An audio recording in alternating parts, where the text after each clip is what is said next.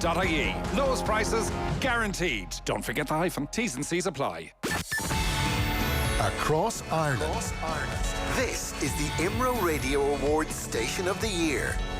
This is News Talk. Good afternoon, I'm Adrian Harman. In the north, Arlene Foster's been named First Minister and Michelle O'Neill Deputy First Minister as the Assembly meets this afternoon at Stormont for the first time in 3 years. The DUP leader and Sinn Féin Deputy Leader will take charge of the power-sharing executive after their parties agreed to a deal on Thursday. Arlene Foster says peace should always be a point of agreement between all parties. We have many differences, and Michelle's narrative of the past 40 years could not be any more different to mine. And I'm not sure we will ever agree on much about the past.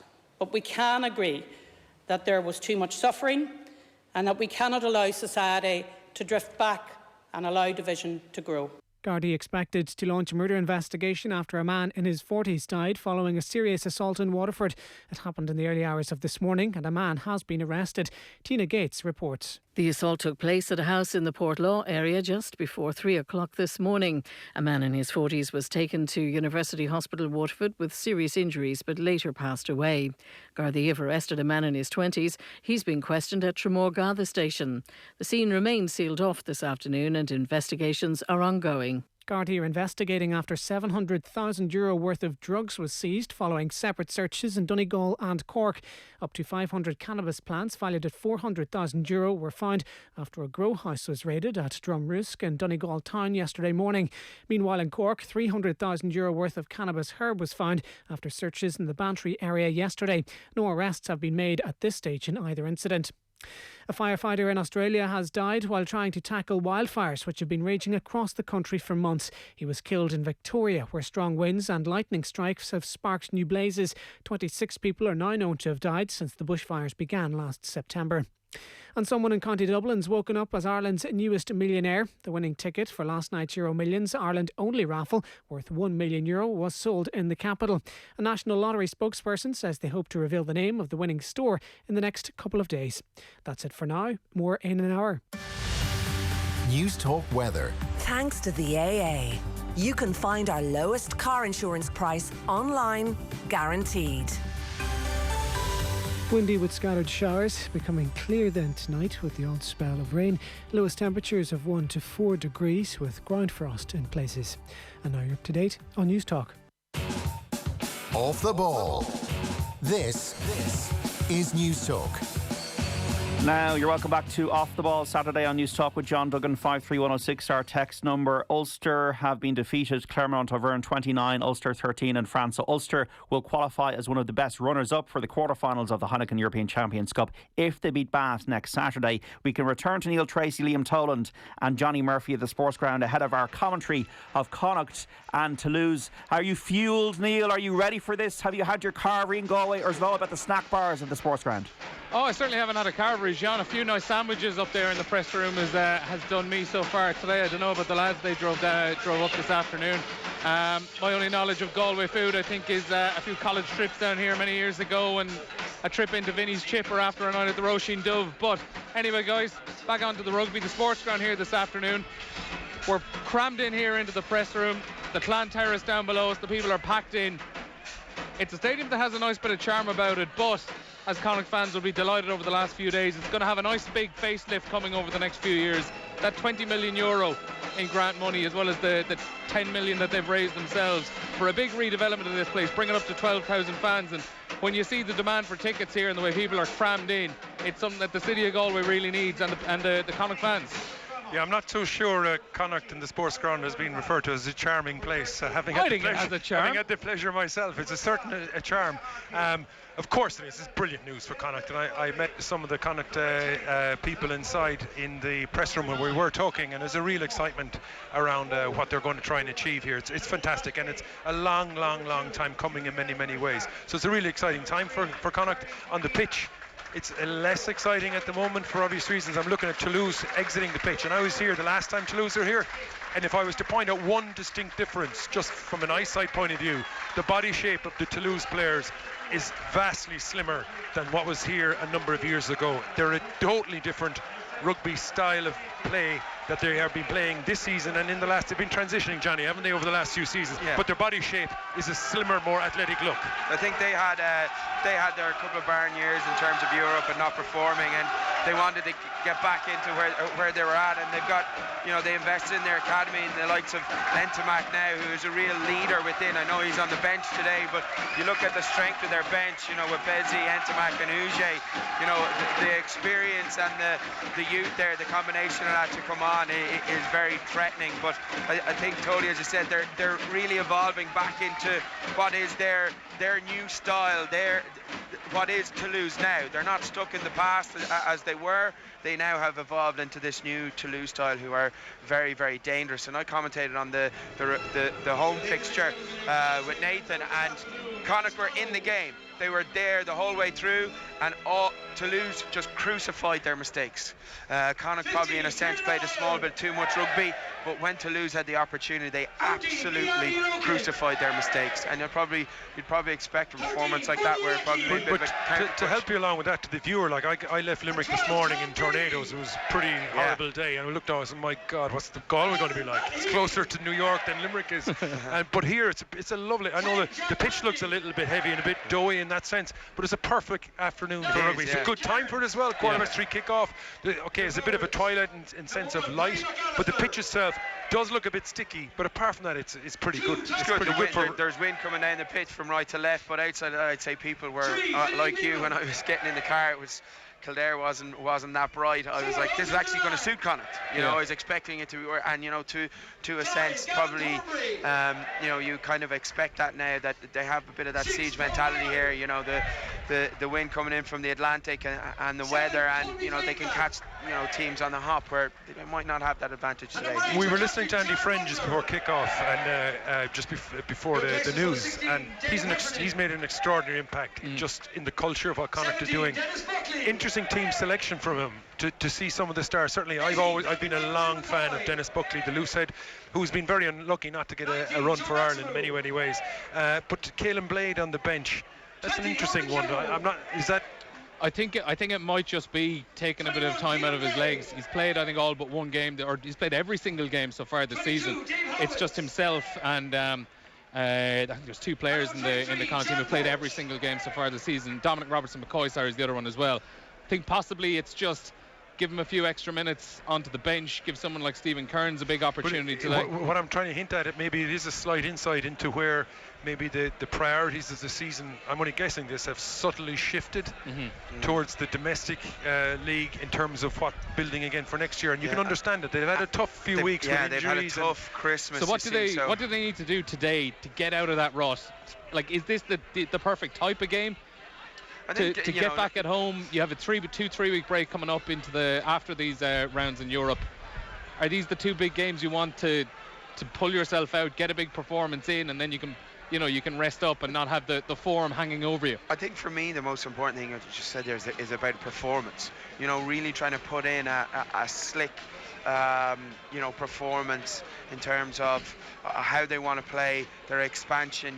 They play a 1-3-3-1 system, how clear they are on that and how they execute, and their execution is really important. If they can manage that, they can play in the right areas. They do have an opportunity today, but I don't think they can necessarily get in a loose transition type of game, which will create massive problems for them defensively, because Toulouse love transition games. They love forcing turnovers, pass, and all of a sudden within 3 or 4 phases they're underneath your sticks. But to add that, I know we were complimenting the conditions. There is quite a stiff breeze playing, so depending, do they play into the wind or with the wind in the first half? So it is definitely a game of two halves, the old classic ridiculous cliche, but it does exist today when you look at staring up the barrel of the wind coming across to you. I just think that they might struggle a little bit in the front five. I think there might be a little bit of it's all very fine to have a 1-3-3-1 system, but if you're not actually getting parity, if you're not actually and that's where you saw when Leinster and Munster, the Leinster ball carriers into the wind in Thomond Park, were able to get that yard or two and all the other things fell in because of that. And they have the skills, obviously, to negotiate around. But that's an interesting challenge to the front five for Connacht. All right, guys, thanks a million for that. We do have to go and take a quick break and get up to date on some other scores around the grounds. So 3-4 minutes to go. Teams getting ready to come out onto the pitch. John, Connacht and Toulouse kicking off in 4 minutes. Thanks, lads. Back to you very shortly. The 3 o'clock game is underway in the Premier League and in the Championship. An early goal at Molineux. It's Wolves 0, Newcastle United 1. Miguel Almiron scoring for the Magpies. Earlier it ended Crystal Palace 1, Arsenal 1. And goals elsewhere in the Championship. Blackburn Rovers 1, Preston 0. And Luton Town 0, Birmingham City 1. In Dessie Farrell's first game as Dublin senior football manager, they are trailing Longford in the O'Byrne Cup semi-final by 1-8 to 2-4. 5:30 kick-off. Tottenham hosting leaders Liverpool in the Premier League. Alameda starting for Norwich away to Manchester United. Back with live and exclusive commentary of Connacht and Toulouse after these short messages. Connacht versus Toulouse, live from the Sportsground. On Off the Ball. With Vodafone, official sponsors of the Irish rugby team. Team of us, everyone in. Screen Time with John Fardy. He was the psychopathic Begbie in Train Spotting, the reluctant male stripper in The Full Monty, and the villain in The World Is Not Enough. And now Robert Carlyle is playing the British Prime Minister in the new Sky show Cobra. He'll be my guest on Screen Time this week, as well as comedian Des Bishop, who tells us all about his favourite movie and his own short-lived movie career. And as always, I'll be telling you what to watch on the big and small screen. Screen Time with John Fardy. Brought to you by Stella Cinemas. Listen and subscribe to the podcast now or tune in this evening from 6 on News Talk. It's the story that has dominated the first week of this new year, and you could say it's the story that tends to dominate the opening weeks of every year. It is the ongoing trolley crisis. 760 people languishing in corridors yesterday. These patients are on trolleys on the corridor because they're sick, because they need an inpatient bed, and we're not providing them with that. It is making my blood boil. Why is it that when I look at the top 5 hospitals with trolleys of the 760, none of them are in Dublin? I think it's crazy. They're not doing enough at all. To see people on trolleys is an utmost disgrace. I suppose our members have described conditions as horrendous. The winter plan has dismally failed. What I saw was a real eye-opener. If we keep doing everything the same as we've been doing it, we'll continue to have the same answer.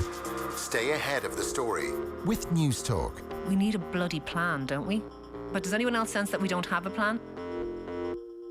Connacht versus Toulouse, live from the Sportsground. On Off the Ball. With Vodafone, official sponsors of the Irish rugby team.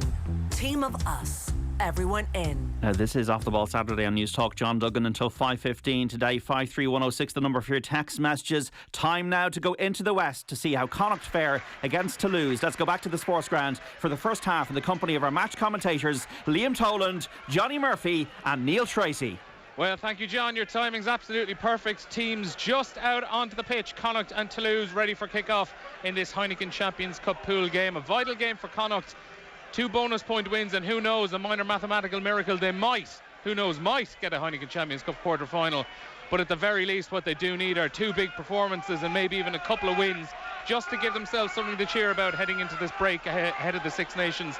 A referee, man in the middle today, Luke Pearce, just having his final words with Jack Carty before we get ready to kick off. Luke Pearce, actually, if Connacht fans are in search of an omen, he was the man in the middle back in 2016 when Connacht beat Toulouse, coming from behind first by 9 points, then by 10.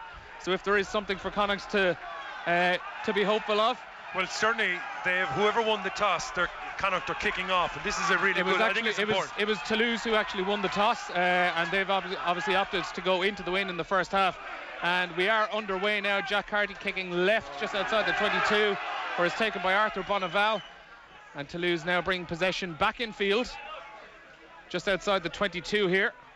As we mentioned, playing into that stiff breeze in this opening half. The rain, however, has died down. Possession just slow to come out. Antoine Dupont going to box kick now and sends it up into the direction of Tiernan O'Halloran right on the halfway line. Just 5 metres in from this near side of the pitch. Connacht playing from right to left as we're watching it, but left to right as you would be seeing it on your TV screens. Out to Tom Daly now in the centre of the pitch, starting at first centre this afternoon in place of Peter Robb, who pulled up injured before kick-off. Stephen Cairns there now. This is his first start for Connacht, the young scrum half from Sligo. His first year out of the Connacht Academy, and he sends it back to Jack Carty, who sends a kick deep down in the direction of Thomas Ramos, who's been one of the star players in the tournament so far, and he's looking to run with the ball already. Ramos with 56 carries and 315 metres so high. He's leading Connacht, believe it or not, in carries, metres and kicks from hand. It just shows how unpredictable he has been over the opening 4 rounds of this competition. They play it now to Charlie Famuina. Toulouse about 20 metres inside their own half on the far side of the pitch. As Dupont now prepares to box kick again. Matt Healy is back there for Connacht, but it does bounce in the direction of Jack Carty, who'd also drop back as well. Connacht just inside their own half and gets it out to Tom Daly, who's hit hard there by a couple of Toulouse players and stopped in his tracks right on the halfway line. Connacht looking for a penalty there. Referee Luke Pearce waves play on, and they've turned over possession. Charlie Faumina, the ex-All Black, with a hard carry, and they get inside into the Connacht half. Toulouse on the far side of the pitch. To Corey, and Faumina again getting in the action quite early as Toulouse come inside into the Connacht half of the pitch and spill the ball, and it's knocked on by a Connacht hand in the end, although we're going to play on its advantage for that knock on. And out to Faumina again, and he dummies to the left and takes on a carry and manages to offload in the tackle as Toulouse get through a few phases and work their way 10 metres inside this Connacht half. Farag gets it up, and Joe Tikori now with a big hard carry, the Samoan veteran, and Bundy Aki gets in on top of it, but he's knocked it on, and it's going to be a scrum to Toulouse. Well, I'll tell you one thing, Neil, building on what Johnny was saying before kick-off about the Toulouse transitioning. Well, their entire modus operandi in transitioning against that wind is to put the ball maybe one pass out and use all their big ball carriers, take it maybe a yard off to where the breakdown is, and just keep targeting and targeting. When you see Bundy Aki being smashed backwards by a front five from Toulouse, you can see that they're here with an intent to say play into this wind, control the ball. But I don't think we're going to see Colby scoring on the end of it if Toulouse continue like this. So it's understandable in these conditions. They're looking to offload as well in those close quarters. So it's not necessarily a pick and jam. They're looking to pop the ball out, as Tony's just said, that 5-6 metres, and then close, look to get their hands free and offload in and around the point of contact, which is very hard for the defence to get set, because there's no one essentially off sidelines. You can't get your line to keep coming forward. So just eking out lovely little yards, and a really nice interplay there by the forwards to gain 10, 12 yards just off the cuff. We mentioned conditions just before the game started, and we said they'd settle down ever so slightly. But the rain has arrived. We are out in the west of Ireland, so things can change very, very quickly. Scrum to Toulouse here, but first of all, we are just going to take a quick break and go and find out the latest in the Premier League. There's been a goal between Leicester and Southampton with the latest Clive Edwards. It's Leicester City 1, Southampton 0. The goal coming in the 14th minute, scored by Dennis Platt and made by Jamie Vardy. A quick counter-attack. Vardy's pace caught Southampton napping down the left flank. He crossed the ball. Platt managed to finish the cross off from about 6 yards out. It's Leicester 1, Southampton 0. Toulouse went left with that scrum there just outside the Connacht 22, and they got it into Cheslin Colby's hands, who worked his way for about 10-15 yards, but they've come back in field and are just gone back a few yards ever so slightly towards the Connacht 22 as they look to set up a couple more phases. Charlie Faumina once again is standing outside ready to get his hands on the ball, but Dupont opts to go himself, and Faumina gets in over him. Zach Holmes steps in at out half, and a little chip through is taken comfortably by Tiernan O'Halloran, who goes for the safe option and clears his lines and finds a pretty decent touch just out midway between the Connacht 22 and the 10-metre line. A little naive from Toulouse, because they were in control of the ball. They'd gained huge purchase, and then they a diagonal wiper along the ground. Tiernan O'Halloran read it brilliantly, turned around and just puts it back. That's a bit naive from Toulouse. I would have thought to be more in them than that. They're controlling the tempo of the game, but the tempo is not anyway. It's not a crazy pace or anything like that. Oh, lovely little move there from Toulouse. Their hooker Julian Marchand went short into the line out, but in the end they've spilled it, and another chance for Connacht here to clear the lines. Taken back there at full back by Thomas Ramos, and calls for a forward pass. No, it's fine. It's fine. Zach Holmes carries forward, and Toulouse back into the Connacht half here. Jerome Kino now with one of his first opportunities to get a hold of the ball. And just for those listening, he's in the number 7 jersey, so he's a big unit playing in that position. Yeah, I was standing actually downstairs before the game when they were doing the coin toss, and he was standing opposite Jared Butler, and just the sheer size difference. But that's a great block down from Connacht, and Jack Carty here has got a chance. He's fly hacked it through, but it looks like the Toulouse cover has got back just in time. Jack Carty dived for it, and it spilled out over the dead ball line. And referee Luke Holmes, I think, is going to consult with his assistant referee here. Well, it's unusual. To see what happens. It's unusual for the ball to squirt so aggressively. It hints that there might be some sort of a nefarious act. Colby did incredibly well there. He had a lot of ground to make up on Addy Oaken, and he made it just in time if he does manage to get back. But just by the reaction of the Connacht players, and Addy Oaken especially, he's not too certain that he did get it down. So as we see there, the kick was blocked down by Jack Carty and fly hacked through. And I tell you, Zach Holmes made up a couple of yards too. But that's 2 kicks he's decided. And we can see it here now on the screen in front of us. The kick has gone down, and Addy Loken gets in there, and no, it's just popped up out of his hands. It's actually foot by Colby, I think, so it might be a 5-metre scrum, Connacht, because he managed to get in just before the line. Difficult to see on this this screen, yeah, possibly a foot from Cheslin Colby, but in fairness, himself and Zach Holmes did so well to get back from what was a potentially disastrous situation. Jack Carty had done well to block the kick down and fly hack through, but unfortunately just didn't have the pace to make it to the line. While we are waiting for a decision here, I will go back to the King Power Stadium. Another goal between Leicester and Southampton. Clive Edwards. It's Leicester 1, Southampton 1. Southampton's equaliser scored by Armstrong in the 19th minute. It's taken a big deflection off one of the Leicester City defenders. So we'll have to wait and see whether it goes down as an own goal. But Southampton won't mind because it draws them level. It's Leicester 1, Southampton 1. Scrum 5 for Connacht is the decision. Stephen Kearns has his hands on the ball. The scrum way out on that far left corner of the pitch, 5 metres out from the Toulouse try line. No, the last scrum down was a Toulouse put in, wasn't it? But loose side Paddy McAllister for Connacht struggled a little bit, lost his feet and went down. The referee gave a lot of patience to not ping it. This is a massive moment for Connacht. And McAllister has a big job on his hands today up against someone with the experience of Charlie Faumina, but it's a penalty for Connacht straight away. That scrum collapsed within a second really of being set. It's on that side, isn't it? It's both, it's the Connacht loose side and the Toulouse tight head. So these are big moments, you know. It's with this wind, a kicking game will get Connacht into this place, but it's huge from a psychological point of view to get something from these visits. And Jack Carty puts it straight down into the corner, obviously figuring it's a bit too difficult in these windy conditions at the Sportsground to go for the post from there.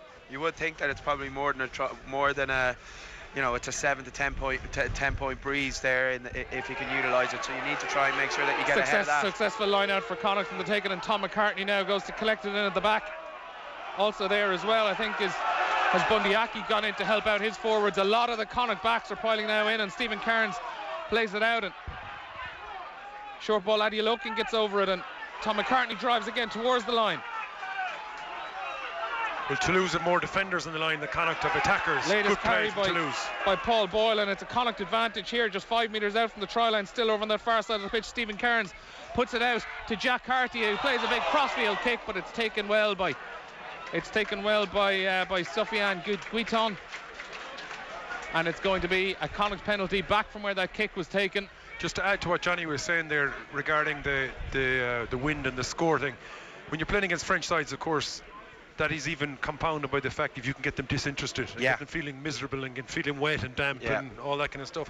That's another layer of reasons getting a score now would be very helpful as they turn into the second half. Keep it taking over 3, 6, 9. You get all of it, and you get a try before half time. All of a sudden it's 16-0, and Toulouse are like, oh. The rain has started to come down pretty heavy here now, so even the subs were looking out. It's a pretty miserable place for the subs. There's a pile of subs, both Connacht and Toulouse in front, and now Connacht guys are probably somewhat comfortable, familiar, but the Toulouse lads, oh my God. Literally just a bench is all they have. We did have a short little break there. Paul Boyle, the Connacht flanker, was down, just getting a little bit of treatment, but he's up and ready to go again as Jack Carty sends that penalty right back into touch once more, and the rain really is sheeting down at the moment as Tom McCartney prepares to throw in and finds his man Gavin Thornbury well. Liam Toland ooze potentially crooked, was it? But not according to referee Luke Pearce. Ball at the back of the line out here, and Stephen Kearns goes to the blind side and pops off. Connacht advantage once more. Jack Carty for the try line. He's stopped. Connacht just a couple of yards short. Ulton Delan now carrying, and Delan is tackled. Stephen Kearns plays it out, and Connacht driven back a couple of yards well by Jerome Kino. as Kearns goes to help out, and that's the referee's whistle again, and that's 3 penalties in the space of just a couple of minutes. I tell you, he's going to have to talk. And referee Luke Pearce looks like he's walking back towards the Toulouse players. He might, and I think it's Jared Butler is just reminding Luke Pearce, I think, that there has been Well, you see, the thing 3 penalties now in the space of a couple of minutes. You want the referee, you want to be rewarded for the pressure, and if you're not getting those rewards because the opposition are cheating, that has to be refereed. I know Toulouse are doing very well in terms of they're getting in, they're slowing it down, but it's the tackler that's getting in and slowed down. And Toulouse have 14 guys on their feet predominantly when they're trying to pick and go, and with their sheer size, Connacht are struggling to get kind of yards, close quarters in the contact. 5-man line out, and once again McCartney finds Gavin Thornbury, who's been the target for all 3 of those line outs down in the corner. And now the maul is starting to move again. Got momentum here now. Connacht edging their way towards the try line. Can they get there? Must just be 1 yard short, and it's in under the post. And Luke Pearce, it's a penalty try for Connacht, and the Sportsground are up. Almost every player on the Connacht team piling into the back of that maul, and in the end, as they got towards the try line, the Toulouse players dragged it down, and there is a yellow card. We're going to see a Toulouse player walking off the pitch now in a second. But that penalty try is confirmed. It's Connacht 7, Toulouse 0. 10 minutes played. But just a wee subtle point in these conditions here. Zach Holmes, the 10 for Toulouse, 2 kicks. One was threaded through to Haller and he pumped it down. The second one is blocked and it results in a 7-pointer. Great play from Connacht. Super play. That last line out was absolutely wonderful. It was a kind of a lob on 4 in these conditions. A great one. And they piled in their midfield in as well. They got the momentum. Super score. 11 minutes played here, and Toulouse are going to be a man down for the next 10 minutes because... And again, just to show you, the man who's coming off is the size of about 2 men, so it's a huge shift. Joe Takori, their veteran Samoan, has been sent in for pulling that down. 36-year-old. He, of course, actually played in the 2016 defeat here, and he actually played into 2013 at the Sportsground when Toulouse won here. That was their last victory on Irish soil. They've lost their last 6 games on this island. Toulouse also, that was the last home game in the Heineken Champions Cup they've lost. As a kick gets played down, and Cheslin Colby does so well and bats it up and collects it brilliantly and works his way up towards the Connacht 22 on that left side of the pitch now. Short carry from the Toulouse players, and they're on that far side of the pitch, just inside the Connacht 22. Famina standing outside as a first receiver. We will go to Old Trafford in just a couple of moments' time, where there's been a goal between Manchester United and Norwich. But for the moment, we're going to stick with it here as Toulouse are on the attack and work their way back in field up towards the 22, and that's a loose pass and one for Matt Healy to chase, and he hacks it with his left foot, and flying on with his Tiernan O'Halloran, who gives it another boot down the pitch, and he gets a great bounce on it, but ultimately Thomas Ramos is going to get back and dives on it, and it's going to be a 22 for Toulouse, and almost another brilliant counter-attack from Connacht. Matt Healy fly hacking it, and Tiernan O'Halloran the first to pounce, but Thomas Ramos did very well to come back and dot it down beyond his in-goal area, and it's a 22 for Toulouse. We will go to Old Trafford now and get the latest from that game between Man United and Norwich with Darren Stanage. Manchester United 1, Norwich City 0. Marcus Rashford, on his 200th appearance for the club, is there to put Manchester United in front. Really good run from him, and well found from Juan Mata, sent the ball in, and there to side foot the ball home on the volley. Marcus Rashford. United 1, Norwich 0. A pretty decent 22 dropout there from Toulouse, sends the ball into the Connacht 22, and Tiernan O'Halloran is absolutely the ball. The last thing he wanted was a long ball back to him to clear. He looks wrecked. And I think that that last kind of 2 minutes kind of sums up how Connacht probably need to play. They don't need to be too adventurous. You know, they went for a crossfield kick, and you're kicking loosely to Cheslin Colby, who is probably one of the best. Probably. Well, he is the best broken field runner in the game at the moment. So, you know, let's just play basics. Control the ball, hammer it down into their half, and you'll end up getting conditions like this. The team without the ball, as you see in terms of those fly hacks through, can actually dominate a game. With the Toulouse lineup, Marchand finds Jerome Kano, who bats it down to Antoine Dupont, and Toulouse retain possession just inside the Connacht half of the pitch and work it infield. They played outside there, and it's taken well by Peter Aki, a former Connacht player, of course, who actually scored the bonus point try when the sides met back in November at Stade Ernst Vallon. And Toulouse now 10 metres inside this Connacht half. 14 minutes played here, and Connacht leading by 7 points to nil after that penalty try. And a huge hit there stops Toulouse in their tracks and sends them back a couple of yards even, but they do manage to retain possession. Dupont out to Faumina. Faumina being used as the safe option, I think, with the early carries playing into this wind and with the rain, which does appear now to be dying down a bit. And if we look out towards our right, we can see the skies clearing a bit. I'd say that might have a check on that. That was accidental, Johnny, wasn't it? But it didn't look great. No. Jerome Kino now with a short carry as Toulouse, and Dupont tries to skip to the left, but he just gets tackled. And they send it out towards the left again, but again Gavin Thornbury comes in and manages to slow them down. Toulouse should be happy with this. I know they're playing in the middle of the pitch, but they should be happy with this. They're controlling the ball and they're not allowing Connacht to play in their half. And it doesn't look great, but if they remain patient, just keep plodding along like this in these conditions, there's no harm at all. Yeah, they're controlling the whole tempo of the game. When they actually look after the ball, it's all Toulouse. They're not doing anything and they're just playing. And Cheslin Colby potentially through here, and he finds Thomas Ramos and puts it back inside. Oh, and it's a good rip in the tackle there from McAllister, I think it was Paddy McAllister. Got his hands in on it just as it looked like Toulouse had found a little gap and worked their way towards the 22. And Paddy McAllister, who's making his first European start for the province since joining in the summer. I see the Connacht bench are up and running. They know what they need to do to stay alive. There's the Toulouse bench. There's a fella down there looks like Peg Sayers. He's got a big black blanket on him. He looks like he's coming in from the Blaskets or something. You were mentioning off air, Liam, just how much you loved playing at the Sportsground. Indeed I did. Indeed I did. Stepping over the greyhounds on my way. I think, Johnny, as well, it seems almost every player who's played in Irish rugby has a Sportsground story about a day which this is tropical compared to. Yeah, yeah. We won, I think it was Stephen's Day. We had a game down here and I was on the bench and the weather turned so bad. About 20 minutes ago, a message came down from Tony McGann. It was like, we're not using the bench, everyone's too cold. it was like Siberia. I thought you were going to say, tell the referee next score wins. Yeah. But he does. There's a fella with a blanket covering himself down there. So we're about to get back underway here.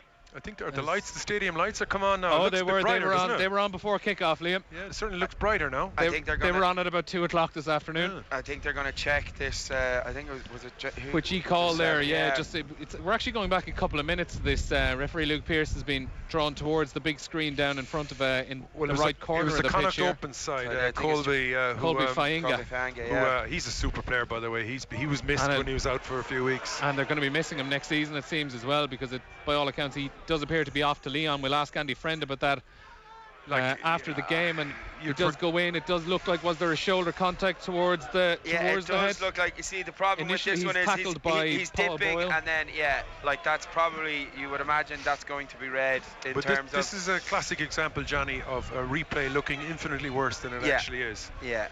And it implies intent, that replay. Yeah. On it, just to talk through, as Sofiane Guiton had the ball, he was tackled by Paul Boyle, and as he was falling to the ground, Colby Fainga comes in. Contact with shoulder to the head, was there? Yeah, contact to shoulder head, but is the fact that he was falling, is that a mitigating factor? Of course it is. No, it is. Yeah, that's what you would hope, because Guiton got straight up. He got straight up after. There's no ill effect. So I think the problem is a lot of teams now focus with one high, one low to try and stop the ball, and in the process of the chop tackle, the guy who's heading for the ball, if you mistime it at all in terms of 6 inches, you're going to end up hitting someone in the face as you chase the ball. So it is a real difficult one to manage, but he is on the way down. Guiton is on the way down to the ground in a tackle already. And so it's not even the player is ducking, he's been tackled, he's falling to the ground. Yes. Okay. Yeah. Now, you would say, though, even though there's mitigating circumstances, World Rugby has to take into account that the Toulouse player was in the process of being tackled. It wasn't as if he just dropped a foot and a half. Like, you got to protect him. So that's where the referee's interpretation on that mitigating surface kip in, and here is about to decide. We're going to find out our decision here. Jared Butler, the captain, as well as Colby Fainga being called over by referee Luke Pearce. Jerome Kino, the Toulouse captain, is also there as well. And Luke Pearce is obviously explaining his decision to the 3 players. And he reaches for his pocket, and it's going to be a yellow card is the decision. I think that's And Connacht fans are booing. I'm not really sure why they're booing, because it could easily have been a red. Yeah, I think Luke Pearce has done that very well. He's taken into account the fact that he was in the process of being tackled, so he was on the movement down. I just, with the booing, I just actually had to double check with someone behind me at the mouth the words yellow. I was almost certain I saw yellow, but yes, it is a yellow card, and Colby Faenga is going to be off for the next 10 minutes. Around 5 of those, the sides are going to be 14 players apiece, obviously, because Joe Takori is still off the pitch, having given away the yellow card for the penalty try. Regarding the open side himself, like he's brought, again maybe under Andy Friend's type of tutelage, but he's brought a creativity, a back row creativity that gives a very different point of attack. He's the habit, I know these conditions are difficult, but he's the habit of popping up in between the centres, and he's a lovely way of timing his run, his angle, targeting space, but he's also got the hands as well. So he if you're defending him, you're not entirely sure what he's about to do, and it creates an indecision, but he's got the skill set then to maximise that. He's a lovely player. Obviously in the Pro 14 Dream Team last year as well, he was Connacht's Player of the Year as well, so it's obviously recognised how important he is. And we are back underway as Toulouse had kicked that penalty towards the left hand side, and they've stopped that maul very well. But a half breakthrough comes, and Toulouse look like they've worked their way towards the 22, and the arm is out for a knock on from a Connacht player, is the decision going to be. I think fumbling on the deck, was it? Yeah. Oh, it's going to be a penalty for a Connacht offside for not rolling away against Connacht. An irresistible fumbling on the deck. Ball's there. Don't touch it. Don't touch it. Ah! It's like a red button. Don't touch the red button. You always touch the red button. Zach Holmes with the ball in hand, and he's going to go and kick it right into this far corner. Only about 30 metres out and in between the far touchline and the centre of the pitch, but obviously with the wind has decided it's not worth kicking a goal. The last Toulouse, this is a repeat of what just happened a couple of seconds ago, but it was a very meek effort from the Toulouse pack. They're closer to the Connacht line. This is where you see an attitudinal. This is where the Munster of old would have just had to be an immediate 7 points. It's a huge insight into the mental strength of a side. And Connacht disrupted, and I think they've won the ball back, and they have. A brilliant take there. Just disrupting the Toulouse players, and Connacht have won this ball back midway between the try line and the 22 on the far side of the pitch as they go through a couple of phases, and Stephen Kearns rolls it out, and it looks like he's preparing to box kick, and with that wind can hopefully get a bit of distance on it. He does send it up towards the halfway line where Cheslin Colby and Thomas Ramos are waiting for it, and Ramos it is who has it, and he's stopped well by Jack Carty 10 metres inside the Connacht half. See there, Johnny, that Colby didn't follow the ball carrier, just didn't engage in a counter-attack at all. Straight back to the wing. Yeah. Toulouse centre of the pitch, and Faumina carries again, getting on the ball quite a lot in these opening 18 minutes as they come towards this near side of the pitch. With Clement Castex, the loose head prop carrying, and Arthur Bonneval tackled 5 metres inside from this near touchline, 10 metres inside the Toulouse half. That should be a card as well. And Gavin Thornbury was in over it. He was told to release, and it's a penalty to Toulouse. 10 metres inside the Connacht half of the pitch on the near touchline. It's Bundyaki playing in the 13 jersey. He's done some real, he never quits on the end of the tackle for him. He carries on tackling and keeps powering through.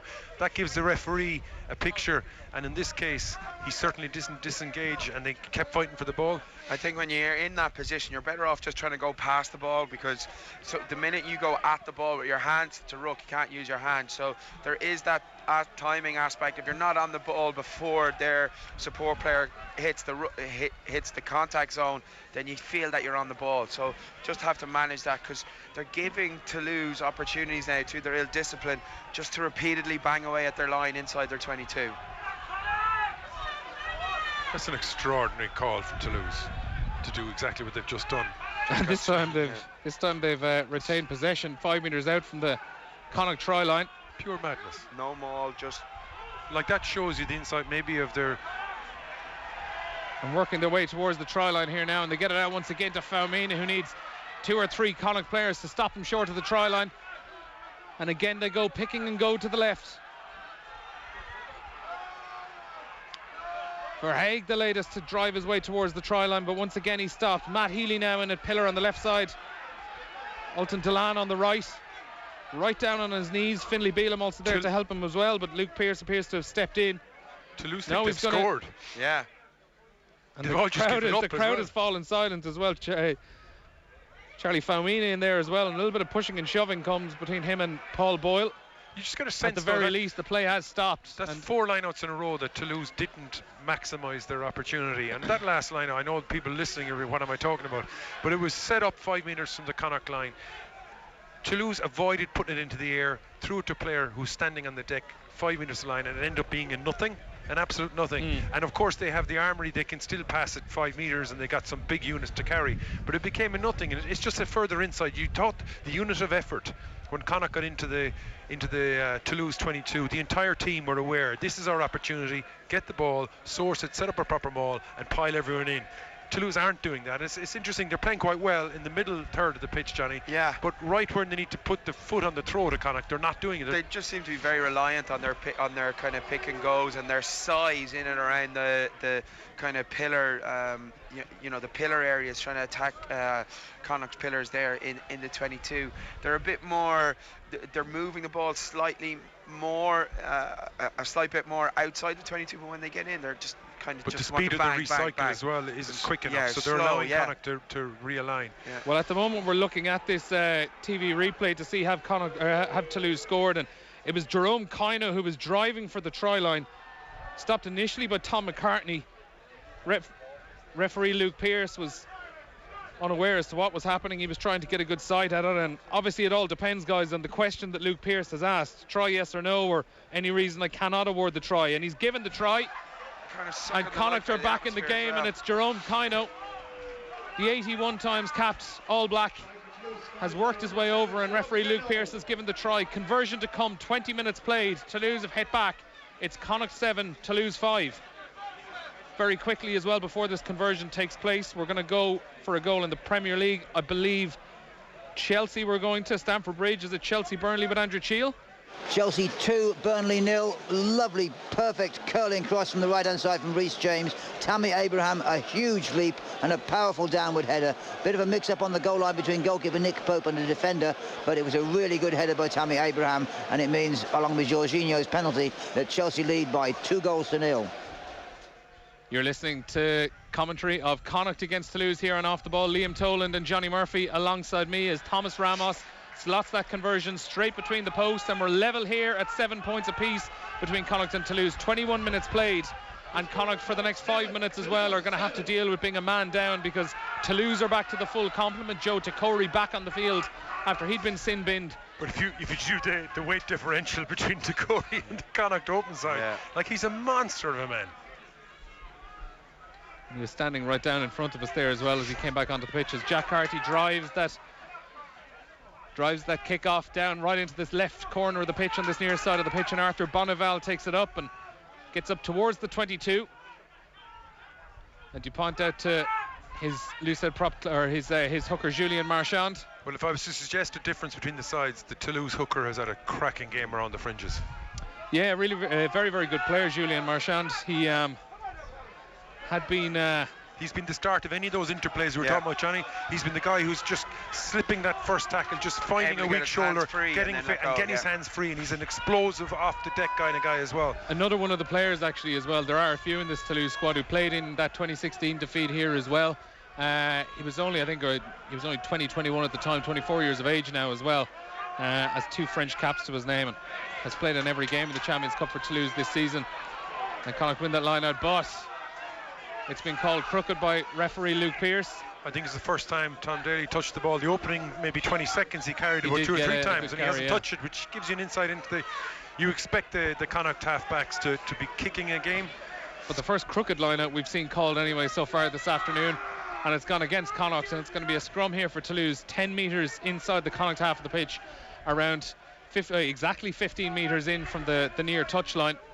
Very stop-start, kind of sapping the energy out of the crowd, which is all obviously suiting Toulouse, but they just seem to be, they're controlling the tempo and they're controlling the atmosphere here since Connacht got that penalty try over on the right-hand side, and they're just eking it out. They're being quite smart, you know, until probably to get into the 22, but they are being very smart in terms of just how they're controlling the game and controlling their tempo, playing into that breeze. Antoine Dupont feeds the scrum here.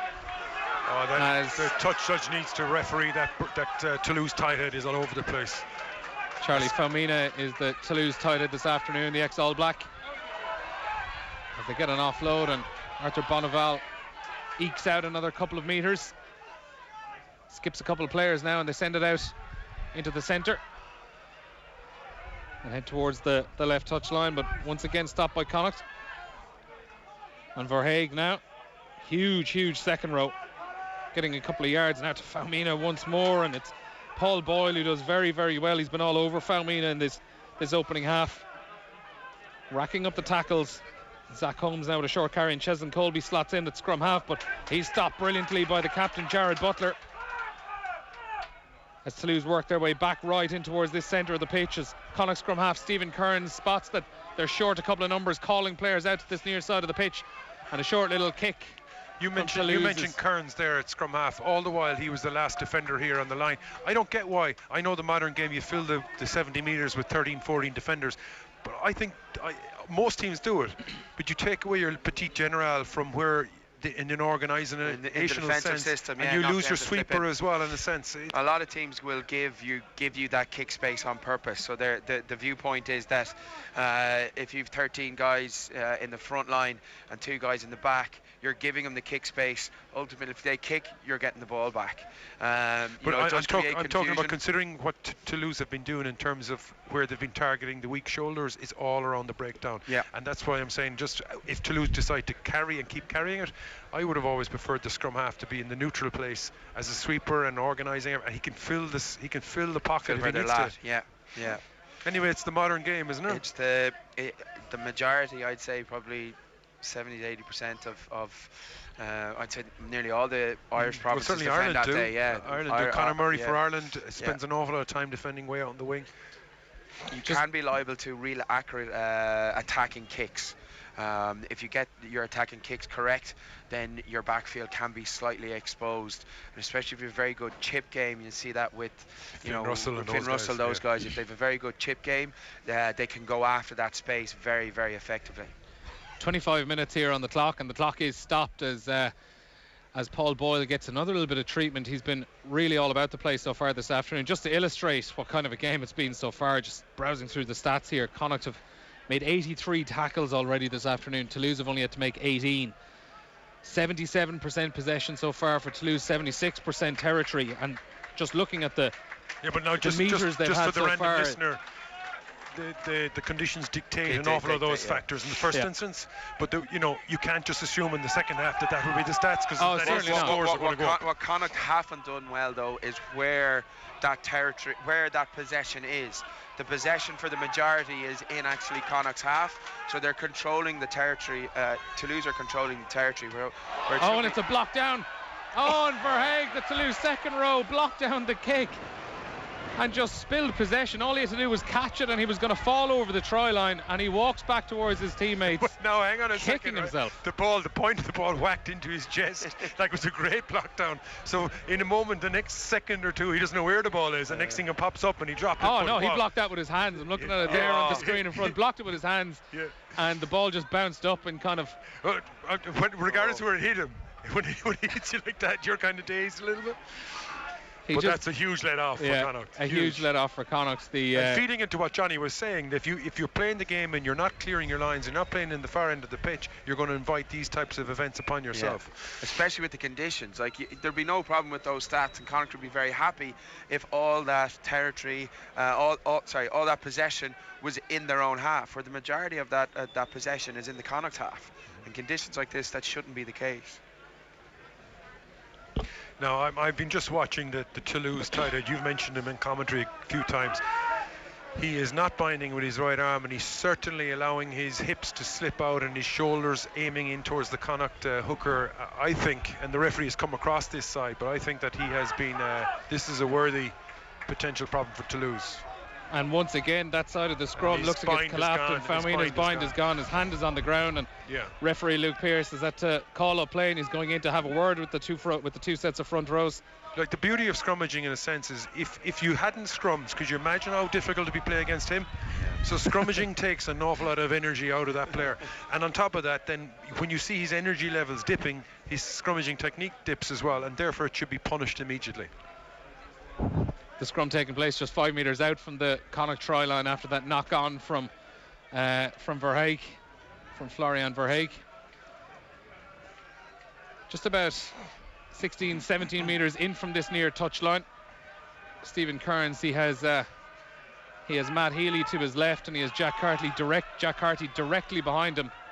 Carty just trying to work a little bit of extra space, as much space as he can to get a clearing kick. And Kearns, he's just going to go with Tom Daly. Oh, it's a poor pass and it's spilled out and it's knocked forward. And Toulouse are going to have a scrum here 5 metres out from the Connacht try line. And that's a huge mistake from Connacht. The pass from but no, in fairness, did they just get a little block in on it? Yeah, the 9 just got around. They've no, they have no blindside flanker. But on top of that, the scrum was a mess, and it takes a real quality number 8 to be able to manage that close to your own line, to be able to control that ball when the scrum. So the front 5 platform for Connacht is disappointing, and the knock-on effect is it makes it very difficult for your halfbacks to control that ball then. 28 minutes on the clock here now, and it remains Connacht 7, Toulouse 7, but a big opportunity here for Toulouse. And Colby Fainga back on the pitch for Connacht. They're back to the full complement, 15 on 15 now. As Toulouse, their options, Thomas Ramos has just stepped in as a potential first receiver to the right of the scrum, while they've got Arthur Bonneval. This is great. Out on that far side as well. There's about 24, 25 metres blind side for attack. It's a brilliant problem for Connacht to have to try and figure out. As a back row defender. A brilliant problem. Yeah, but as a back row defender, if you're a Connacht number 6 there, this is a really tough moment in time. You want your tight head to really dominate. Big opportunity for Toulouse here. Ball in, and Antoine Dupont plays it out, and a skip pass out, and Matt Healy gets a hand on it, and it looks like he slapped it down almost.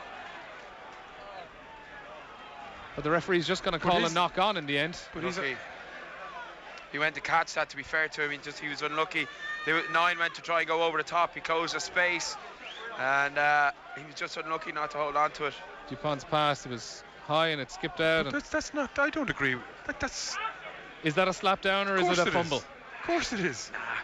Been in that position, been in that situation. I appreciate you being in that position, but that's outrageous. That's a terrible interpretation. Back in the day against Lansdowne, if you missed that tackle at 6, I'll cover you. That's a different argument. And you just see how the Connacht back row, because of the scrum, were rooted to the scrum and they weren't actually impacting the defence in the blind side. But that's a very, very favourable interpretation from referee. He must have played in the backfield. I did. So it's going to be another Toulouse scrum, this time 5 metres out and 5 metres in from the near touchline in this right corner of the pitch. Just hitting the half-hour mark. It remains 7 points apiece here. Connacht. It seems like a long half hour, doesn't it, Neil? It has been, yeah. I think Connacht had to do a lot of defending in this opening half as well. And just a lot of these scrums having to be reset has obviously just caused things to become a little bit fractured. And what little flow the game had in these conditions, although it has dried up at least and is gone relatively clear. To my right, to the left, it's still very grey. But again, Luke Pearce just having to give further instructions to these front rows. The scrums have been pretty messy so far.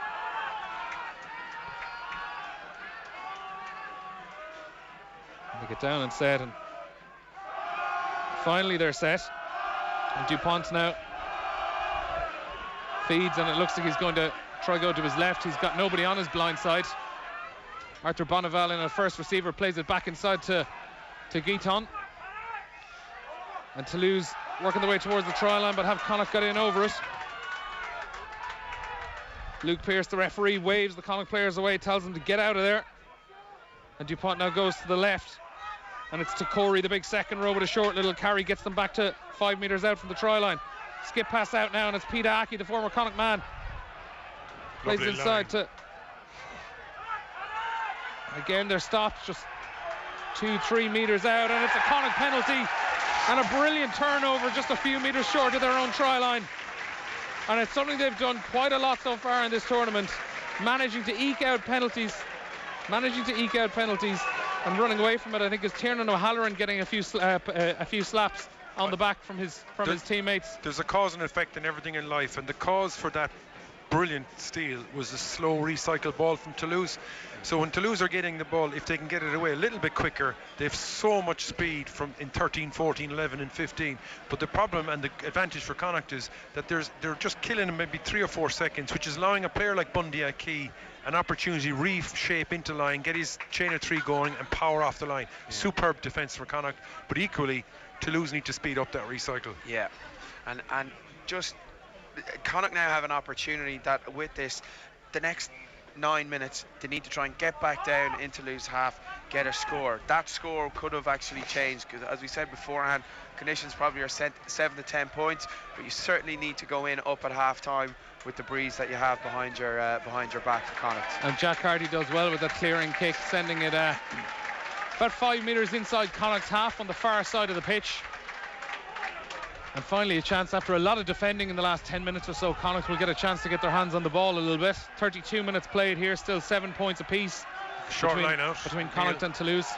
A lot of short line out so far, Lee. A short line out for a couple of reasons. One, primarily because in these conditions it makes a target a little bit less likely and that's to be picked pinched. off well by... He just does it there. That's picked off well by Florian Verheeg, the Toulouse second row, and unfortunately he spilled it again, and Connacht are going to get away with this one. They do, but these are big blows mentally. You know, you think the advantage of scoring that try, you think back, it seems like an eon ago where Connacht scored a brilliant try, but since then they've stepped back, they've kind of eroded backwards mentally, in the sense they're just not dominating as well as they'd like to, and they're getting the spill balls at Toulouse, which is that's about the third or fourth spill ball, is it? Yeah.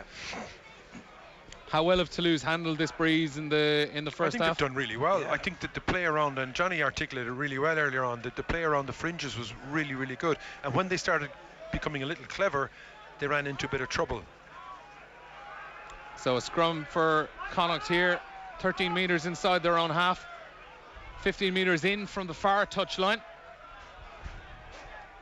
And 33 minutes played so far this afternoon. Earlier this afternoon, Ulster tasted defeat out in France, 29-13. They were beaten by Clermont as Stephen Kearns goes to the right off the base of that scrum and tried to find Ní Adéalocan, but the pass just didn't go to hand. I think it was a no-look pass, was it? And Toulouse have taken that line out quick, and they've been smothered up well by a couple of Connacht players who've been right on top of it. Peter Aki does well, though, to find his man. And finally, a bit of Toulouse madness is what we've been waiting for in this first half. A bit of French flair, for those who aren't and here, a huge not tackle watching, from Ulton Toland. That was just brilliant French rugby. Out of nothing. Madness. So to explain it now that things have settled down, the line out was probably 5-6 yards inside the Connacht half, and a looping pass probably 20 yards in field and about 15-20 metres deep, with Connacht players swarming all over him. Players flying into the tackle. And the net result is that Toulouse have got through some phases, and eventually now they're eking their way back up 10 metres inside their own half, so they've still gone backwards about 10 or 15 metres as Bundy Aki and a couple of Connacht players shoot up in the line and stop them short, and the Connacht fans think they might have turned it over, but they haven't. And Jerome Kino now is stopped 2 metres inside the 10-yard line by Jack Harty. And the Toulouse players very slow to get round and offer support to Antoine Dupont, particularly those forwards, starting to find the Sportsground turf a little bit heavy and a little bit soft. Faumina now, as Bundy Aki chooses not to tackle and just steps in and waits for the follow-up from Verheeg and stops him brilliantly. Again, we're just 10 metres inside the Toulouse half of the pitch, 15 in from the near touchline, and Dupont has had enough, and he's going to try send this kick down in the direction of Tiernan O'Halloran into that stiff wind, so it is going to hold up a bit, and O'Halloran gets up there well and gets his hands on it and bats it back. And Tom McCartney did very well to just bat it down in the direction of Ní Adéalocan. Connacht retaining possession on the halfway line here. Jared Butler. See, this is where they don't need to make that carry. They get a great turnover. They need to get into the other part of the pitch. And Kearns was tackled, and Jack Harty manages to scoop up the loose ball brilliantly. Incredible piece of skill. And O'Halloran now skips inside and manages to steal a couple of extra yards out to Ní Adéalocan, who cuts back in towards the centre of the pitch. Connacht 5-6 metres inside the Toulouse half now, centre of the pitch, and Matt Healy tries a step out and a step in, but he stopped well. And Stephen Kearns goes inside to Ulton Toland, who brings possession in, and Kearns again out to Jack Harty, who's going to send this down into the corner, but it doesn't look like he's got enough width on this, and it's going to stop about 5-6 metres from the Toulouse try line. And ultimately Thomas Ramos finds a decent touch and brings possession up It was around 13 metres inside his own half. It was side certainly of the pitch. the right idea. It was certainly the right idea to put the ball in, and just the execution. Of course, the bobbling ball can bounce the wrong way for you. A great clearance kick, but it was the right intention. That's, if I was to be critical of Connacht when they are in possession, you hinted it earlier on, Johnny, just the ease with which they're happy to play inside their own half as they play rugby when they don't need to. You know, they kick the corners. I know it's not archaic rugby, it's very, very vital part of our game, and it's again mentally hugely debilitating if you were in a red jersey for Toulouse and you're coming up here and you step up, you knock the ball on, and the immediate thing the opposition do is drill it into the corners. That really compounds the error. And when you're in a place like the Sportsground with conditions the way they are, if you can manage to get the ball as close to the 5 metre, use the 5 metre like your touchline, keep it in so that the back three, someone like Ramos is turning and kicking it, he's not going to get any distance on it. Forwards have an opportunity, they're running forward to the line out, you can get set quick and you can get the ball in. That's how you kind of raise the tempo in conditions like this. But when the touchline is the 15 and you're giving him an angle to get out, he can find a lot more yards than he needs to. 3.5 minutes until the halftime break, 7 points apiece as Tom McCartney finds his captain Jared Butler in the line out, and it's Tom Daly who just... That's the line I was talking about from the Connacht open side. Super line. There was Colby Faenga who just took up a short little carry from Tom Daly. As Bundyaki now with a strong carry gets an extra 2-3 metres, and Kearns brings it back into the centre of the pitch to Ultan Dillane. 10 metres inside the Toulouse half of the pitch with 3 minutes to go until the break, and Toulouse have turned it over now in the end, and it's Jerome Kaino who has his hands on it and is brought to ground 5 metres inside his own half of the pitch. A great steal from the Toulouse hooker. Faumina dummies and sends it out. And Toulouse now have a bit of space, and Verhaeghe gets it out to Arthur Bonneval, who's working his way up now towards the 22 and tries a little grubber through, but Tiernan O'Halloran dives in on top of it, and ultimately it spills out of his hands, and it's going to be a Toulouse line out 5 metres from the Connacht try line. And quick as a flash, Connacht attacking, all of a sudden they're 5 metres from the try line. That's exactly what just happened there, is what Tony's been talking about. Connacht's willingness to play rugby in between the 10 metre lines, and we pointed it out. There's a huge amount of space over on the right hand side in behind Colby. Colby's up in the front line, Ramos is in the middle of the park, and he's looking at where Carty is moving to. Someone on the blind side needs to step up, be it Adil Oken, someone or Hanlon at 15, step up and ping the ball down at that right hand corner and say, right, get out of there. Instead, they have a willingness to play. There's a turnover 2-3 phases later, and as we spoke about beforehand, Toulouse's transition game, there is no one better at their transition game. They go pass, and they now have a line out 5 metres from the Connacht try line. We do have another little stoppage at the moment. Ultan Dillane down, getting a little bit of treatment. I think the sheer brutality of this match so far, there have been so many short carries, it's been forward dominated. It's been one of these games where people are just picking up so many of those little niggling injuries, isn't it? Yeah, but I think I was suggesting that Holmes, the starting out half for Toulouse, was a little naive in his kicking game, but he was doing it in that. But equally, Connacht's control of the field position has been a little naive today, and that's a little bit disappointing, because like the reality is, I don't know what the odds were coming in here, but Toulouse are one of those sides that they're a European top end side. Yeah. And you got to respect that. You don't fear it, but you got to respect it, and then you got to play a game that takes into account the conditions as well. And I think that Connacht probably haven't fatigued Toulouse enough. 2.5 minutes left in the opening half of this game, and it's a huge huge moment really in this first half as Verhaeghe takes the line at 5 metres out from the Connacht try line, and they get it back towards their hooker Julien Marchand and working their way towards the try line. They're absolutely flying over there, and it's a try for Toulouse. Julien Marchand, their hooker, is the one who dots down Luke Pearce. Has no hesitation, puts the hand up, and with just 2 minutes to go until half-time, Toulouse are finally in front here with a conversion to come. They lead by 12 points to 7. Just shows how cruel elite sport is, isn't it? You know, you make those couple of errors, you play a style of game, and you make a couple of errors, it compounds that, and all of a sudden you've a side like that just woke up.